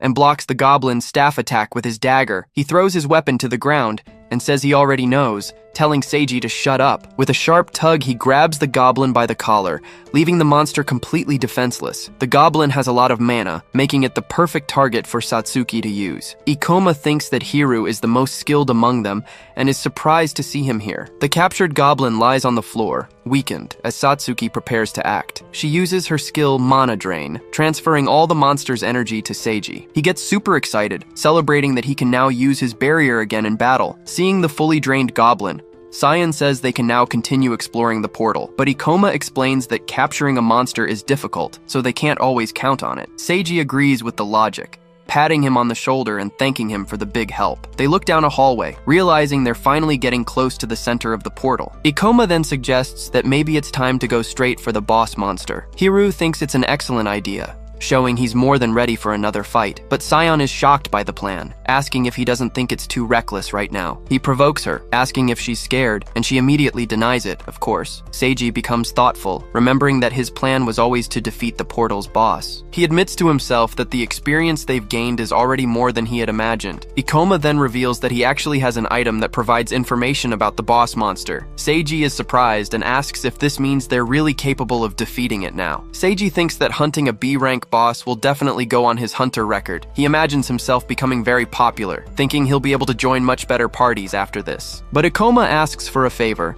saying he wants to keep all the boss loot for himself. In exchange, he offers all the stones and other items to the rest of them, leaving Seiji shocked by the proposal. Ikoma mentions he's already arranged it with Satsuki and can even throw in some extra cash on top. Seiji gets suspicious, thinking the item must be really valuable for Ikoma to want it this badly. But then he remembers they already have the money from the skill book to split among them. He becomes mesmerized by the 10 million, and Sion asks what his problem is. She then pressures Hiru, asking if even he is going to abandon the group and turn against them. Annoyed, Sion finally agrees to participate, but warns that now they're even for good. Ikoma finds it curious, as she is surprisingly loyal to the group, despite everything that's happened. The scene changes to a mysterious woman in a huge hall, brightly lit by large windows, and then it's revealed that she is the boss, Akasha, the master of the Library of Illusions. The group finally reaches the boss's door, with Ikoma warning them the monster is right ahead. He then reminds everyone to stick to the plan, as the boss doesn't move but hits hard. Hiru and Sion listen as Ikoma's voice tells them they just need to stay calm. Seiji smiles confidently, already picturing himself as an experienced hunter who's cleared a rank B gate. But Sion is suspicious and asks how they can trust information from a magic item. At this, Satsuki notes she wasn't complaining before, but Sion shouts that something feels wrong. She points at Ikoma, saying he didn't even explain the item, and she doesn't understand everyone else's trust. Seiji defends the protagonist, saying no one would reveal their secrets, and that Ikoma doesn't seem like a liar. Sion gets annoyed with the situation, while Hiru says he's not running from a boss. Ikoma then says that if anyone is scared, they can all just leave together now. Sion gets flustered, yelling that she's not scared. She just doesn't trust him. With that, Seiji tries to calm her down, explaining that he and Hiru will provide full support. She turns to Hiru, thinking he's underestimating her, but Ikoma says she just seemed anxious. Hiru thinks that Ikoma handled her well, and that his objective will be accomplished here. Before the fight, Ikoma decides it's better to use his skill points at once. He analyzes his skill screen, seeing that he needs 15 points to level up his magic. Thinking about the boss, Ikoma decides that improving his gravity magic now is the best choice. The screen confirms that the magic has been upgraded to level 3, spending the 15 points he had. Suddenly, a new window pops up, notifying him that he has learned a spell called Gravideia. The description says the skill crushes its targets, and he thinks this will be very useful. With a smile on his face, he's satisfied to have gained a new skill for the fight. The moment arrives, and Ikoma slowly opens the large doors to the boss monster's room. The entire group then enters the chamber, all with serious expressions and ready for battle. The protagonist takes another step forward, looking up with a focused and determined gaze. The scene reveals a giant hall, and at the far end is the boss, Akasha, with her back turned. She turns around slowly, and her name and level 60 appear, showcasing her imposing presence. Hiru and Sion analyze the enemy, commenting that she seems to be standing still for now. Seiji gets ready, while Hiru shouts for everyone to follow the plan, and Ikoma agrees immediately. But out of nowhere, the boss starts using a skill, releasing a powerful yellow energy. A gigantic lightning bolt then crashes down on the group, catching everyone by surprise. Ikoma realizes the item's information was correct,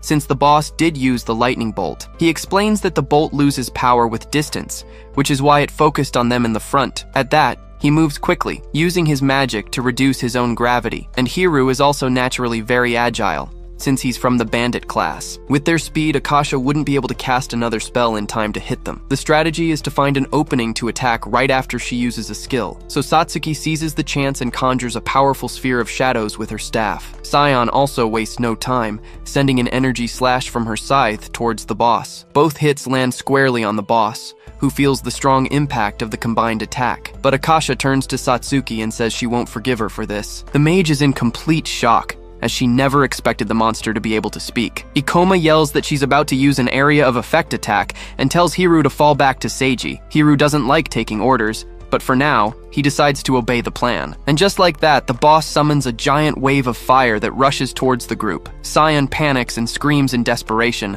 as there's no way to dodge this attack. But Ikoma says with a smile that if they can't dodge it, then they'll block it. At that, the whole group retreats, and Seiji steps forward, telling them to leave this part to him. He then conjures a shield of light, which manages to hold back the boss's massive fire wave. Seiji thinks that Ikoma was right, as area of effect spells don't deal that much damage to a single point. He tells the group they can handle her skills, they just need to stay sharp. We are told that because she's immobile, Akasha has many area of effect spells, which makes her predictable. Ikoma then shouts loudly for everyone to remain calm, because they will be able to defeat her. Hiru and Sion get excited by the situation, and she says with a big grin that they can do it. But Hiru thinks that everything is going too well, and he needs some of them to die to make things easier. He glances at Ikoma from the side, thinking the protagonist is too skilled to be left alive. Our hero remains focused on the fight, oblivious to the betrayal that is coming his way. Hiru then makes up his mind. He needs to deal with Ikoma before finishing off the rest. Ikoma and Hiru remain on the front line, facing the boss Akasha up close and ready to attack. Just then, she begins to gather a bluish energy in her hands, preparing her next powerful ability. The boss then creates a giant sword of pure lightning, called the Sword of Zeus. With it, she slams the sword into the ground, causing an electrical explosion that destroys everything around them. But Ikoma manages to dodge at the last second, already preparing to counterattack the monster. He takes advantage of the opening and sends a quick slash with his sword, aiming right for her body. Akasha steps back, saying he was too slow, and Ikoma realizes she doesn't know how to fight up close. He then taunts the boss, asking why she doesn't just stick to her long-range attacks. In the back, Sion excitedly comments that with the two of them in front, the fight is much easier. Satsuki agrees that the boss isn't such a big deal, and thinks about how nervous Sion was before. Seiji watches everything, thinking that even though he had his doubts, Ikoma's plan is going perfectly. He admires the protagonist's boldness, because even when the boss's attacks are deadly, he finds a way. The priest even gets chills thinking about the confidence and experience Ikoma must have. Suddenly, Akasha changes tactics and slams the ground, opening a huge chasm in the room. Ikoma notices the change, realizing that because she's losing, she altered her attack pattern. Ikoma analyzes that the pillars block attacks, but they also serve as hiding spots for them to take cover. He then yells for the three of them to move closer now, and Seiji confirms the call right away. The boss fires a powerful lightning bolt, but Hiru uses a pillar as a shield to defend himself. At that, Sion and Satsuki take advantage of the cover to launch more attacks at Akasha. Sion even taunts her, thanking the boss for giving them a place to hide. Seiji also provokes her, saying the little doll made the wrong choice by creating all the pillars. Suddenly, Ikoma notices that Sion got carried away and moved too far forward, putting herself in a dangerous position. But for him, that spot is simply perfect, fitting exactly into what he was planning. He runs full speed towards her, already shouting and apologizing for what he's about to do. The girl is confused, watching Ikoma charge at her in such a strange way. He then stomps hard on her back,